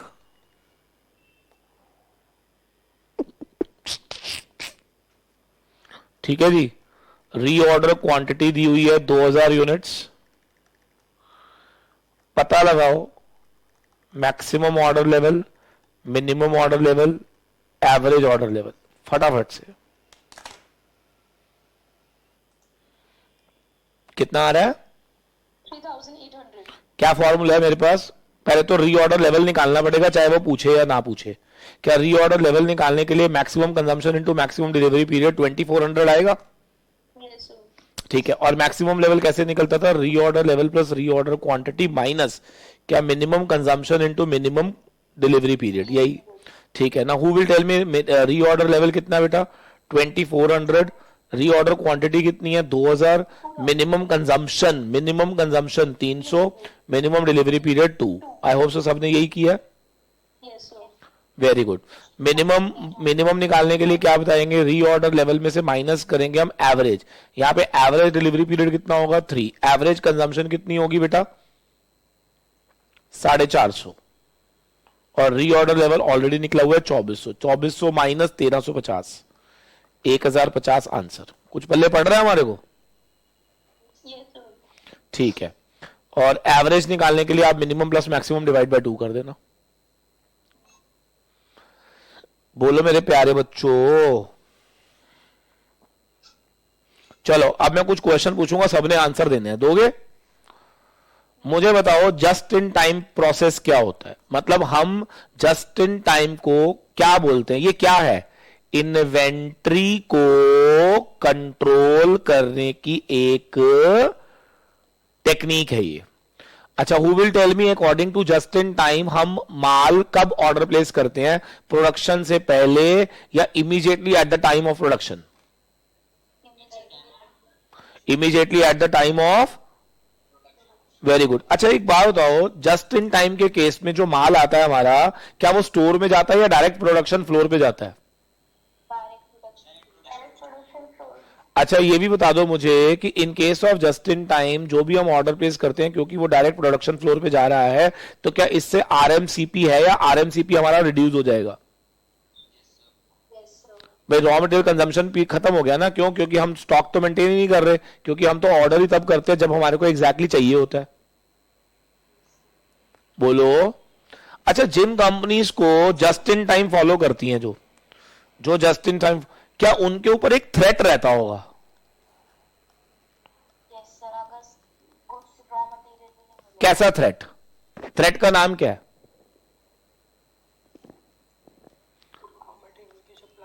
नहीं, ये थ्रेट का नाम क्या लिखा है मैंने? क्या नाम है थ्रेट का?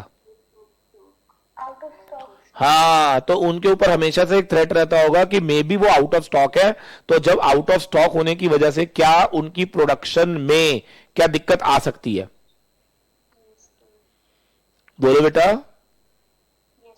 ठीक है। अब मेरा अगला क्वेश्चन जरा ध्यान से सुनेंगे। Who will tell me what is the meaning of ABC analysis? ABC analysis क्या होता है? Always better. अच्छा कौन बताएगा? According to this analysis we divide raw material into how many parts? 3 part में कौन मुझे बताएगा category A, category B, category C, तीनों में से कौन सी कैटेगरी में हम लोग उन आइटम्स को रखते हैं जिनकी क्वांटिटी सबसे कम होती है, वैल्यू सबसे ज्यादा? Very good. तो ए वाले कौन से होते हैं जिनकी क्वांटिटी सबसे कम और वैल्यू वाइज सबसे ज्यादा? Now who will tell me आप में से कि जो ए कैटेगरी प्रोडक्ट्स होते हैं जिनकी क्वांटिटी कम लेकिन वैल्यू सबसे ज्यादा होती है, उनके बारे में आपने बताना है कि ऐसे प्रोडक्ट के ऊपर हमें हाई कंट्रोल रखना चाहिए या लो कंट्रोल?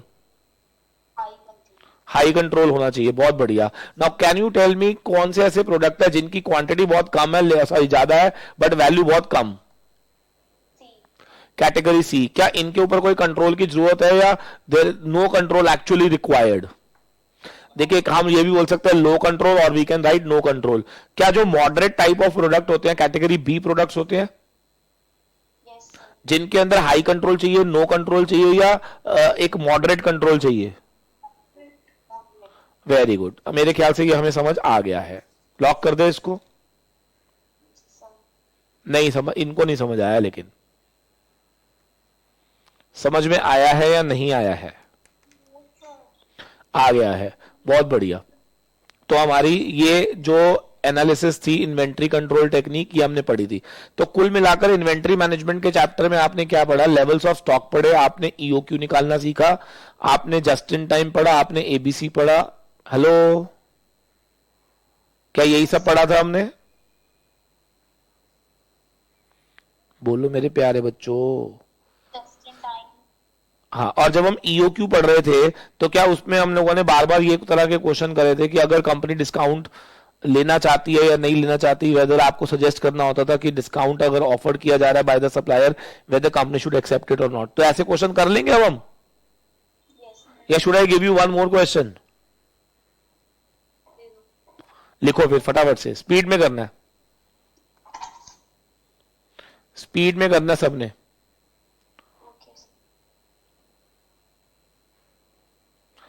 लिखो एनुअल कंजम्पशन है 3 लाख,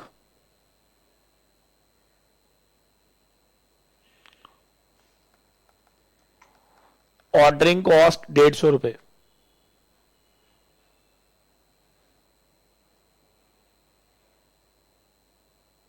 ठीक है जी। कैरिंग कॉस्ट दी हुई है 10%, परचेज प्राइस है 100,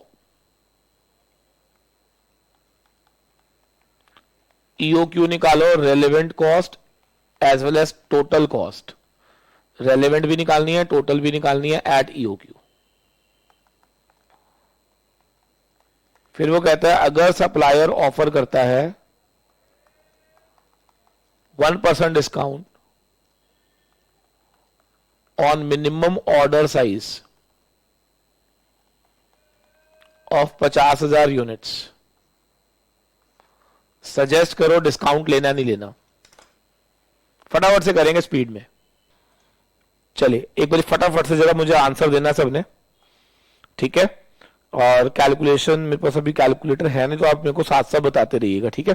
सबसे पहले तो मुझे ये बताओ कि नॉर्मल ईओक्यू जब मैं निकालता हूं तो आपका आंसर क्या आया है? Twice of 3 lakh into 150 upon 10, कोई बताएगा? Very good. तो इसका मतलब 3000 यूनिट्स, 3000 यूनिट्स अगर हम ऑर्डर प्लेस करेंगे, इन जनरल हम ये सोच के चल रहे थे। और अगर मैं कहूं रेलेवेंट कॉस्ट कितनी आएगी एट ईओक्यू, रेलेवेंट का मतलब हमेशा याद रखना जब डिस्काउंट नहीं होता तो सिर्फ होल्डिंग और कैरिंग होता है ना, होल्डिंग और ऑर्डरिंग। तो होल्डिंग, ऑर्डरिंग और अगर आप परचेसिंग भी साथ में ले लोगे तो ये टोटल कॉस्ट आ जाएगी, ठीक है ना? सो आप में से कोई मुझे बताना चाहेगा होल्डिंग कॉस्ट की अगर हम बात करें 3000 यूनिट में होल्ड कितना करूंगा मैं? 1500, और एक यूनिट को होल्ड करने के 10 रुपए, तो ये 15,000 हो गया। ऑर्डरिंग की अगर हम बात करें 3 लाख यूनिट है, 3,000 इंटू 150, तो ये भी 15,000 आएगा।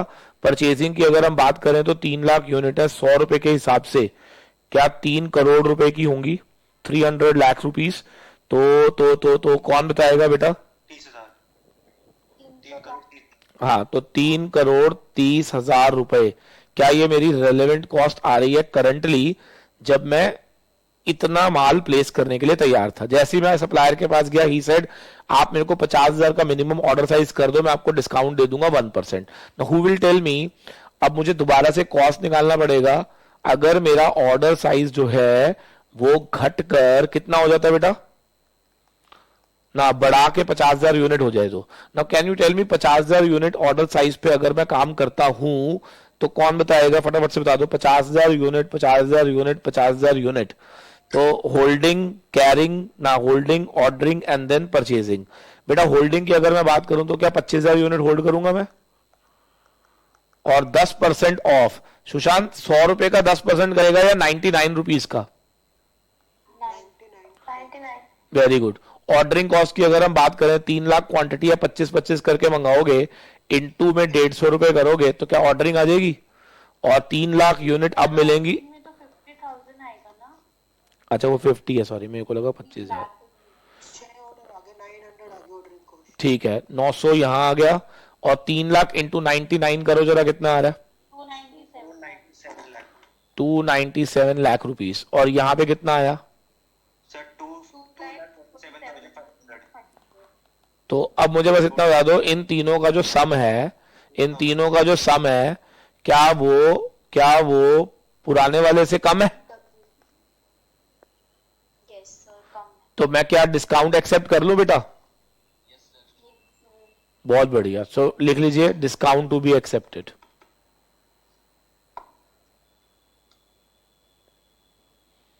Yes please. बोल नहीं रहे बेटा। चलो जी, चलो जी। सो मेरे ख्याल से इन्वेंट्री मैनेजमेंट के आप सारे क्वेश्चन ट्राई कर सकते हो। अब जो जो चैप्टर होते जा रहे हैं ना, इसके क्वेश्चन ट्राई करो, और कोई डाउट्स होंगे तो मुझसे पूछ लेना, ठीक है? चलो ऊपर हेडिंग डालो, रिसीवेबल मैनेजमेंट। Receivable management. आप देख रहे हो 2-2.25 घंटे में पूरी यूनिट रिवाइज होती है। पता नहीं तुम कौन सा डर तुम्हारे अंदर डर बैठे हुए हैं। मैं तुम्हारे को सिर्फ इतना बोला कि मेरा रजिस्टर भी अगर तुमने पढ़ लिया ना पन्ने पलट के, तो तुम्हारा एक एक चीज दोबारा रिवाइज हो जाएगी। तुमसे रजिस्टर नहीं पढ़े जा रहे, बल्कि अब तक होना यह चाहिए था कि इतना समय हमारे को मिला, वो रजिस्टर हमने वैसे ही पढ़ लिया होना चाहिए था 6-7 बार, और ये चीजें अपने आप आपके टिप्स पे होती। पता नहीं घर में बैठ के तुम लोग कर क्या रहे हो, सारा दिन टीवी देखते हो, क्या करते हो। चलो रिसीवेबल मैनेजमेंट अगर आपको याद हो तो इसके अंदर हम लोगों ने डेटर्स को मैनेज करना सीखा था। अगर आपको याद हो तो इसके अंदर एक तो मैंने आपको क्रेडिट पॉलिसी सिखाई थी, एक मैंने आपको डिस्काउंटिंग पॉलिसी सिखाई थी, और एक हमने फैक्टरिंग पढ़ा था। कुछ याद आ रहा है हमें? बोलो मेरे प्यारे बच्चों। Yes sir. ठीक है, तो अब हम लोग सबसे पहले बात करेंगे अबाउट क्रेडिट पॉलिसी ना। कौन मुझे बताएगा कि हमें कब तक क्रेडिट देना चाहिए, जल्दी बताओ। देखिए हमेशा याद रखना कि जब भी हम डेटर्स को क्रेडिट देते हैं उसमें बेनिफिट्स भी होते हैं और उसमें कुछ लॉसेस भी होते हैं, क्योंकि अगर आप उधार दे रहे हो तो डेफिनेटली आपका पैसा ब्लॉक हो जाएगा, आपको बैड डेट के चांसेस बढ़ जाएंगे, और पैसा ब्लॉक होने से आपका लॉस ऑफ इंटरेस्ट होगा। बेनिफिट ये है कि सेल बढ़ जाती है, ठीक है ना, हमारे प्रॉफिट्स बढ़ जाते हैं। तो डेफिनेटली क्रेडिट देने से, क्रेडिट को एक्सटेंड करने से फायदे भी होते हैं और नुकसान भी होते हैं। बस इतना मुझे बता दो, कब तक मुझे क्रेडिट एक्सटेंड करना चाहिए? जब तक benefit because of that credit policy is more than जो भी लॉसेस हो रहे होंगे ड्यू टू दैट। क्या मेरा पॉइंट समझ आ रहा है? और जब भी इस तरह का क्वेश्चन हमसे पेपर में पूछा जाता है तो क्या हम लोग बेनिफिट्स और कॉस्ट, यहां पे आप लॉसेस ना लिख के कॉस्ट लिख सकते हो, क्या हम लोग बेनिफिट्स और कॉस्ट को आपस में कंपेयर कर लेते हैं? और अगर benefits are more than cost तो क्या हम डेफिनेटली वहां पर बोल देते हैं कि वो क्रेडिट पीरियड ऑप्टिमम होगा? Yes please. Yes sir. ठीक है, तो अब एक छोटे से क्वेश्चन से ही हम अपने क्रेडिट पॉलिसी पीरियड को खत्म कर सकते हैं। लिखो जरा, लिखो जरा। क्रेडिट पीरियड फिलहाल 1 मंथ है। सेल दी हुई है हमारे को 24 लाख रुपए की, सेल दी हुई है 24 लाख रुपए की, ऐसे लिख लेना। कॉस्ट रेशो है हमारी 80% to sales, 80% to sales. Opportunity cost है 12% पर एनम और बैड डेट है 1% ऑफ द सेल्स।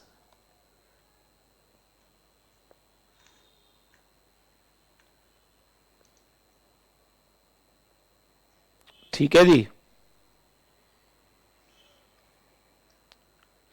कंपनी का एक प्रपोजल है कि कंपनी क्रेडिट पीरियड को बढ़ाकर 2 मंथ्स करना चाह रही है। इसमें बेनिफिट ये होगा, सेल बढ़कर 30 लाख हो जाएगी, रेस्ट सेम रहेगा। आपको यह बताना है कि ऑप्टिमम क्रेडिट पॉलिसी क्या है। क्या प्रेजेंट हमारी ऑप्टिमम क्रेडिट पॉलिसी है या प्रपोज्ड? अब एक बार जरा मैं स्टार्ट करने जा रहा हूं, जरा मेरे साथ चेक करेंगे जरा। सबसे पहले तो हम लोगों ने कैसे पढ़ा था, आपने यहां पे प्रेजेंट लिखना है, यहां पे प्रपोज लिखना है। ठीक है, हम लोग यहां पे लिखते थे sale minus VC contribution minus FC, ये प्रॉफिट आया था, माइनस करते थे बैड डेट्स और माइनस करते थे अपॉर्चुनिटी कॉस्ट। यहां हम लिखते थे नेट प्रॉफिट, जहां हायर होगा वो बेटर होगा। ठीक है ना, सिंपल। प्रेजेंटली अगर कोई पूछता है मेरी सेल कितनी है, तो दैट इज 24 लाख, प्रपोज्ड में 30 लाख। ठीक है sir. If you ask me about my cost ratio, this is 80%। The good thing is whenever cost ratio is given to you, that means no need to bifurcate between VC and FC. Simply take 80%.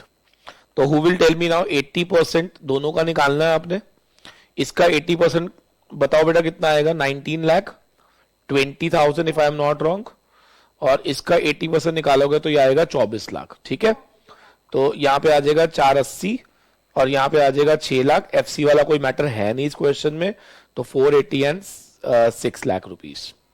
ठीक है, if I talk about bad debts, तो it is simply given 1% of the sales. So here it was 24 lakh, 24 lakh का 1% is 24,000 and here it is 30. Very good. Opportunity cost के लिए first you need to calculate debtors, और मैंने हमेशा कहा कि debtor at cost निकाला जाता है, तो आपने कॉस्ट पिक कर लेनी है 19,20,000 रुपए and credit period was 1 month. So 19,20,000 divide by 12, बता दीजिए कितना आएगा। 1.6 लाख. कितना आएगा? 1. 6 लाख. वेरी गुड, 160 ना। हाँ जी सर. ठीक है, और डेटर एट कॉस्ट यहां निकालोगे तो 24 लाख डिवाइड बाय 12 करेंगे, 2 लाख आ जाएगा, right. My opportunity cost is 12%, तो 1,60,000 का 12% निकालो, कितना आएगा? 19,000. और 2 लाख का 12% निकालो। सर 2 लाख का नहीं, 2 मंथ है ना उसमें। हाँ 2 मंथ्स में 4 लाख का हुआ ना। क्या तुम पागल हो गए थोड़े से? क्या बोला ये तुमने? अच्छा ये कह रहे हो? अच्छा, आई am really sorry for that. मुझे लगा शायद तुम थोड़ा सा नींद टाइप में हो। Okay fine, that's better. ये मैं कई बार जान के भी चेक करने के लिए भी करता हूँ, पता है ना। 4 लाख का 12% बताओ कितना आएगा? 48,000. Very good. तो ये लेस करके बताओ कहां पे ज्यादा आ रहा है, जल्दी बता दो यार, प्रेजेंट या प्रपोज। तो क्या ये वाला क्रेडिट पीरियड ज्यादा ऑप्टिमम है 2 मंथ्स वाला? यस. बहुत बढ़िया, बहुत बढ़िया। तो आपको ये आता है, इसका मतलब आपको सब कुछ आता है, पता है। डिस्काउंटिंग पॉलिसी में एक क्वेश्चन लिखेंगे, जरा लिखो, प्रेजेंट डिस्काउंटिंग पॉलिसी 30 डेज। एक सेकेंड, सॉरी।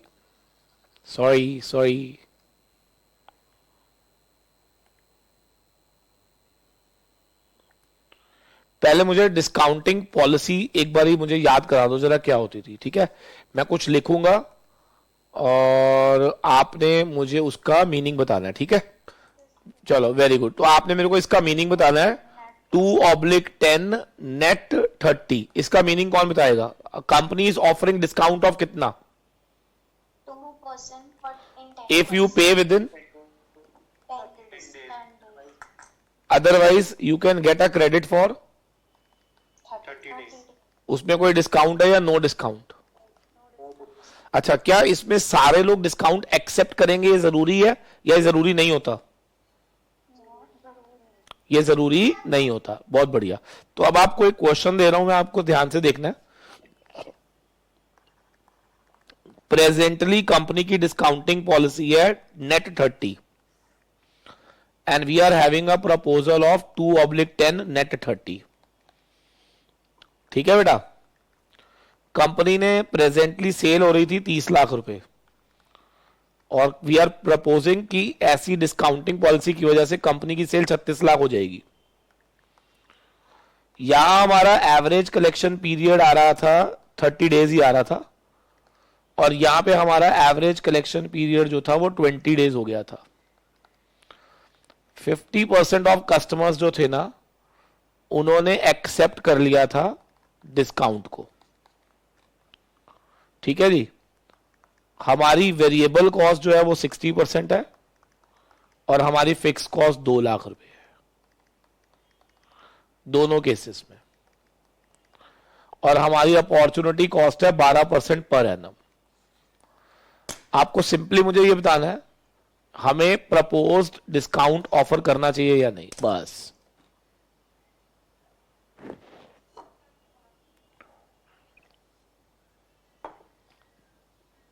जल्दी जल्दी करेंगे जरा, एक बारी जरा चेक करेंगे कैसे करना है। देखो, यहां मैं लिख रहा हूं प्रेजेंट, यहां लिख रहा हूं प्रपोज। सेम वैसे ही करना है आपने। Sale, VC, contribution, FC, profits, bad debts, opportunity cost, एक एक्स्ट्रा चीज कौन सी आ जाएगी? डिस्काउंट। इसमें एक एक्स्ट्रा चीज कौन सी आ जाएगी? डिस्काउंट।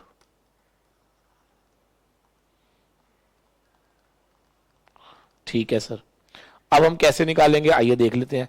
प्रेजेंटली मेरी सेल कितनी है जी? 30 लाख रुपए। ठीक है, वेरिएबल कॉस्ट कितनी है मेरी? That is 60%। तो इसका 60% निकालेंगे 18 लाख रुपए। ये आ गया 12 लाख, एफसी आ गया 2 लाख, यहां आ गया 10 लाख, यहां मेरी 36 लाख और मेरी वीसी कितनी है? अगेन 60%। इसका 60% कैलकुलेट करो कितना आएगा? 21,60,000. हाँ, 21,60,000.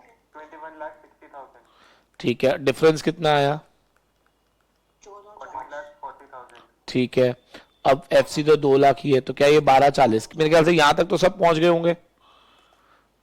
बैड डेट है नहीं, इसको इग्नोर कर दिया। बस यहां बता दो, इधर डिस्काउंट था नहीं, इधर था। कितने लोगों ने एक्सेप्ट किया? आधे लोगों ने, यानी कि 18 लाख की सेल पे डिस्काउंट देना पड़ा। कितना? 2% का डिस्काउंट देना पड़ गया। बताओ कितना आएगा यहाँ पे? 36,000. Very good. बस अब मुझे एक अपॉर्चुनिटी कॉस्ट निकालनी है, वो आपकी खून में ही डली हुई है। बताओ कैसे निकालेंगे? क्या हमें डेटर्स एट कॉस्ट लेने हैं पहले? 18 प्लस 2 20,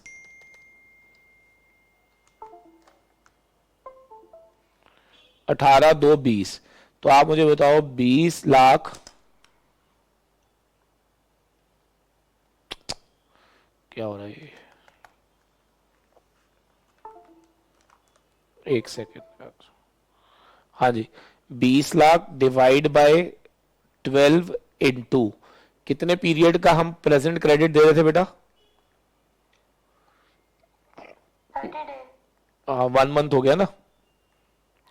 ठीक है, तो 30 डेज 1 मंथ एक ही बात है। ये आप कैलकुलेट करके बताओ कितना आएगा। करंट डेटर्स जितने भी आए हैं, क्या उसका 12% भी कर लो आप, तो मेरे ख्याल से 20,000 आएगा, नहीं, 20,000. Yes sir. हाँ जी. है ना? 20,000 आएगा। ठीक है, और अगर मैं प्रपोज में जाके निकालता हूं तो कौन बताएगा? 36 लाख इंटू 20 डिवाइड बाय 360 कर लेना इसको, ठीक है, राउंड अप हो जाएगा, इंटू 12%।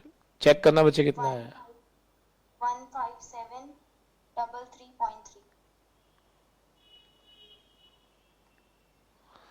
कितना है? 157.33.3. चलो 15733। आई होप से इसको आप कैलकुलेट कर लोगे अब। Yes. बताओ नेट प्रॉफिट ज्यादा कहां पे आया, करंट डिस्काउंटिंग पॉलिसी या प्रपोज डिस्काउंटिंग पॉलिसी में? वेरी गुड, बहुत बढ़िया। तो ये हमारा हो गया फिनिश। क्या यहां तक डन हो गया बेटा? यस वेरी गुड, बहुत बढ़िया। 6 लाख क्यों लिया किधर बेटा? यहाँ पे? तो प्रपोज वाले में अब हम अपॉर्चुनिटी कॉस्ट निकाल रहे हैं। ओह, ये किसी कोई बोलता ही नहीं है यार। 23,60,000। हाँ, तो ये कैलकुलेशन 2360 से आई है। हाँ जी यही आ रहा है। बहुत शानदार बच्चे हैं, बहुत शानदार बच्चे हैं सर ये अपॉर्चुनिटी कॉस्ट समझ नहीं आया, एक बार समझाना दोबारा। मेरे बच्चे। 20 लाख रुपए की कॉस्ट तेरी फंसी हुई है 1 महीने के लिए। 1 महीने का उधार दे रहा है ना तू प्रेजेंट में। 20 लाख कैसे?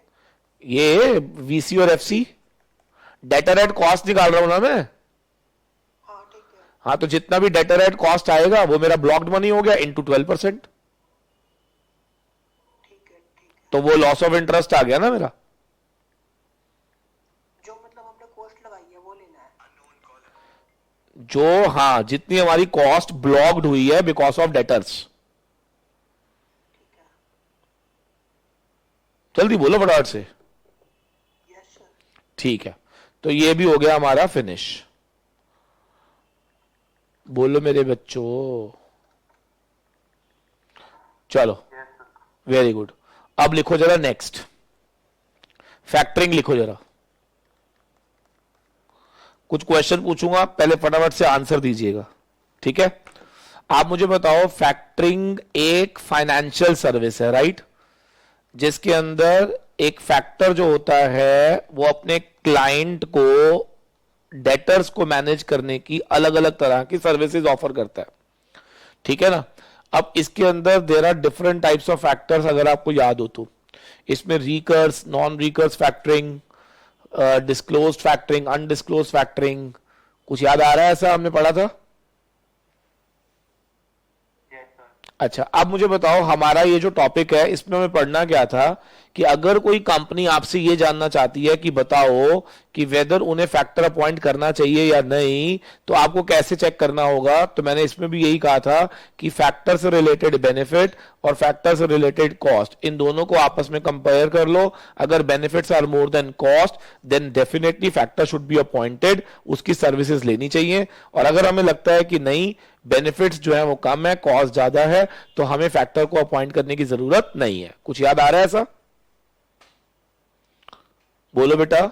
ठीक है, तो अब जब मैं बात करता हूं बेनिफिट्स और कॉस्ट की, तो बेनिफिट कैसे निकालते हैं, कॉस्ट कैसे निकालते हैं, तो आपको याद होगा इसके अंदर हम लोगों ने 2 पार्ट में डिवाइड किया था। एक था सेविंग्स, ठीक है, फैक्टर के आने की वजह से बचत क्या होगी, और दूसरी तरफ हमने निकाला था कॉस्ट। सेविंग को ही हम लोग यहां पे बात करते थे अबाउट बेनिफिट्स, इसी को ही हम बेनिफिट्स बोलते थे, और यहां हम लिखते थे कॉस्ट। कॉस्ट के अंदर अगर मोटा मोटी तौर पे देखा जाए तो एक कमीशन होती थी बेटा, लेकिन याद करो एक कॉन्सेप्ट होता था एडवांस फैक्टरिंग। एडवांस फैक्टरिंग में अगर आपको याद हो तो फैक्टर क्या करता था, आपको कुछ एडवांसेस पे कर देता था अगेंस्ट द रिसीवेबल्स, तो वहां पर आप उसको कुछ इंटरेस्ट भी पे करते थे। कुछ याद आ रहा है ऐसा हमें? यस हाँ, और बेनिफिट्स की जब हम बात करते हैं तो यहां पर हमारे पास जो भी सेविंग्स ऑफ बैड डेट्स या फिर एडमिनिस्ट्रेशन खर्चों में सेविंग्स, ठीक है ना, ये सब आएगा। और यहां पे सेविंग में हम ये भी लिखते थे अपॉर्चुनिटी कॉस्ट ऑफ फंड्स जो आपको मिले थे from the factor in advance. फिर दोनों को हम कंपेयर करते थे, और जहां हमें लगता था हमारा आंसर, यानी कि अगर कॉस्ट कम है, सेविंग्स ज्यादा है, तो फैक्टर अपॉइंट कर लो, अदरवाइज फैक्टर को अपॉइंट करने की जरूरत नहीं है। कुछ ऐसा ही पढ़ाया था मैंने, यस ठीक है? तो अब हम काम करते हैं, फैक्टरिंग पे एक छोटा सा क्वेश्चन पिक करते हैं, ठीक है? जैसे ही वो क्वेश्चन हो जाएगा मेरे हिसाब से आपको ये समझ आ जाएगा, ठीक है जी? ये क्वेश्चन फटाफट से नोट कर लीजिए जरा, फैक्टरिंग के ऊपर पहले आपने ट्राई करना है। ये क्रेडिट सेल्स दी हुई है, एवरेज कलेक्शन पीरियड दिया हुआ है, बैड डेट दिया हुआ है, एडमिन कॉस्ट दी हुई है, ठीक है? फिर उसने लिखा हुआ है फैक्टर ने ऑफर करा है to buy firms receivable and will charge 1% commission and will pay 15% advance. Now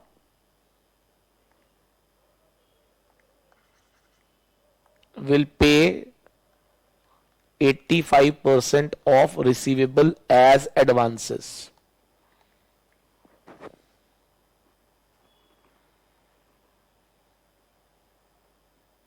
एक सेकेंड यार, 90% लिख लेना,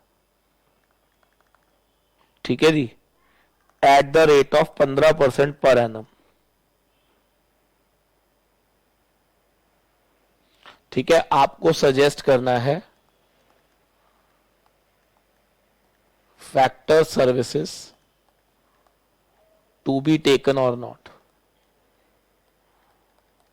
करोगे अपने आप? चलिए एक बार जरा मेरे साथ चेक करना सबने, ठीक है. सबसे पहले तो मैंने आपको जिस तरह से पढ़ाया था, यहां पे आपने लिखनी है सेविंग्स, यहां पे आपने लिखनी है कॉस्ट.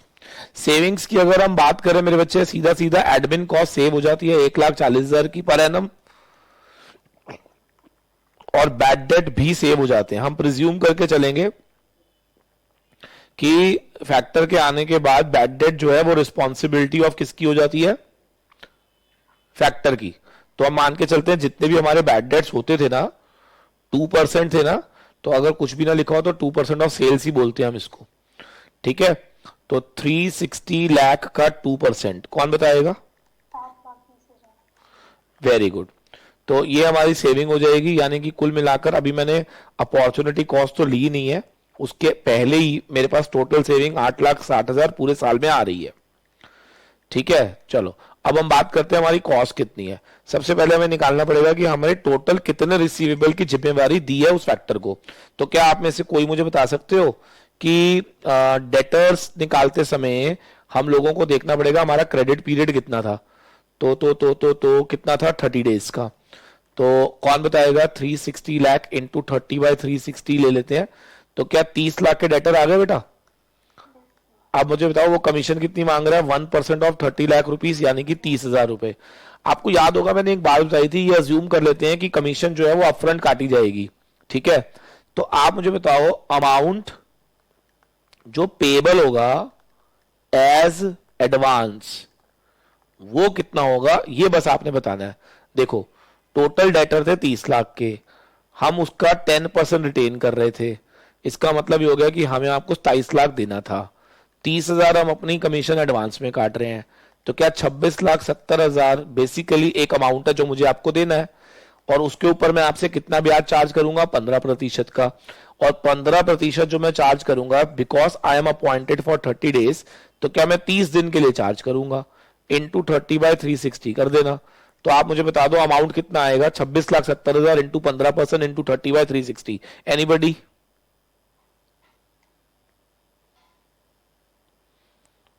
निकाला किसी ने? ओए नलायको,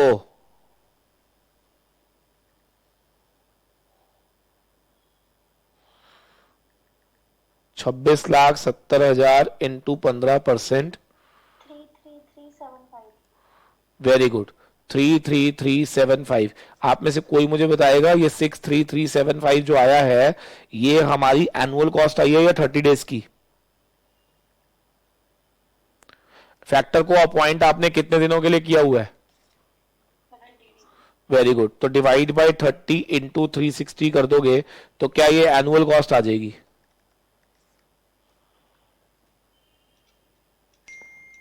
$63375 डिवाइड बाय 30 इंटू 360 है बेटा? 765,000. हाँ. तो अब बस मुझे इतना बता दो यार, क्या बिना अपॉर्चुनिटी कॉस्ट ऐड करे क्या बेनिफिट्स ज्यादा आ रहे हैं? अगर मैं अपॉर्चुनिटी कॉस्ट यहां पे लिख दूंगा तो क्या ये और ज्यादा ही तो होगा? तो क्या मैं ये कह सकता हूं कि savings are more than cost? Can we say that factor services should be taken? बस हो गया काम, फिनिश. हाँ जी, फैक्टरिंग पहले पढ़ा बेटा? सर ये 63375 नहीं आ रहा, 33375 आ रहा है। अरे लल्ला, 30,000 की कमीशन भी तो जोड़ेगा। 33375 तो खाली ब्याज आई है ना, तो उसमें कमीशन नहीं जोड़ेगा।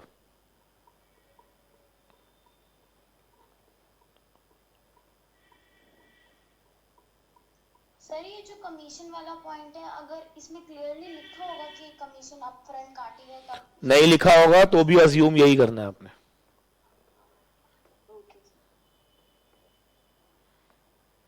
लॉक कर दे इसको। यस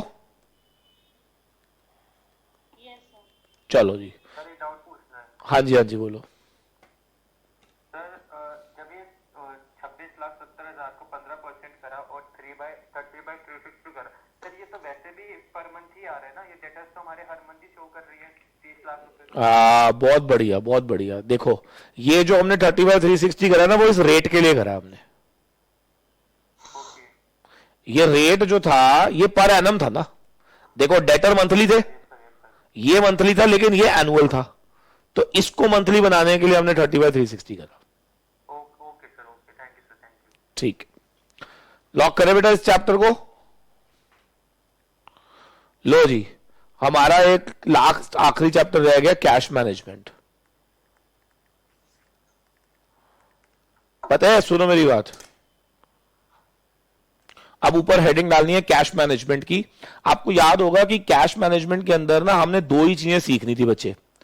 कैश मैनेजमेंट के अंदर एक तो हमने पढ़ना सीखना था कैश बजट कैसे बनाते हैं, और ये कैश बजट ना मैंने आपको बजटरी कंट्रोल में भी सिखाया था। ठीक है जी। और एक अगर आपको याद हो तो इसके अंदर हम लोगों ने बाउमल्स मॉडल पढ़ा था, जिसके अंदर हमने ये सीखा था कि ऑप्टिमम कैश कितना हमें होल्ड करना चाहिए, how we need to calculate that. ठीक है ना, बाउमल्स मॉडल। तो इसमें हम लोग एक तरह से ऑप्टिमम साइज ऑफ सिक्योरिटी निकालना सिखाते थे आपको, कि what should be the optimum size of security. तो वो हम लोग निकालना सीखते थे in the chapter of cash management. कुछ ऐसा याद आ रहा है हमें? ठीक है। तो बजटरी कंट्रोल में ना, अगर आपको याद हो ना, तो दो ही चीजें सबसे मुश्किल होती थी। एक होता था how to calculate cash sales, collection from debtors, और एक होता था हम लोगों को कैलकुलेट करना कि वेजेस और ओवरहेड्स हमने कितने पे करे। जिसको ये निकालना आता था, आपको याद होगा कैश मैनेजमेंट में इसके अलावा कुछ था ही नहीं। तो आई am giving you a situation first, आप कैलकुलेट करो, फिर मैं जब कराऊंगा तो आपको याद आ जाएगा कि हमने कैसे पढ़ा था। ठीक है ना, लिखिए जरा सारे। कंपनी की एक क्रेडिट पॉलिसी है, 10% of sales in cash, balance in 2 months,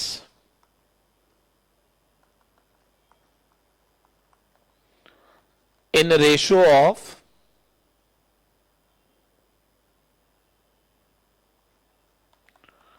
4:5, और आपको सेल दिया हुआ है नवंबर का 2 लाख, दिसंबर का 5 लाख, जनवरी का 8 लाख। आपको बताना है find total collection for the month of जनवरी। अपने आप करना है बच्चे आपने ये।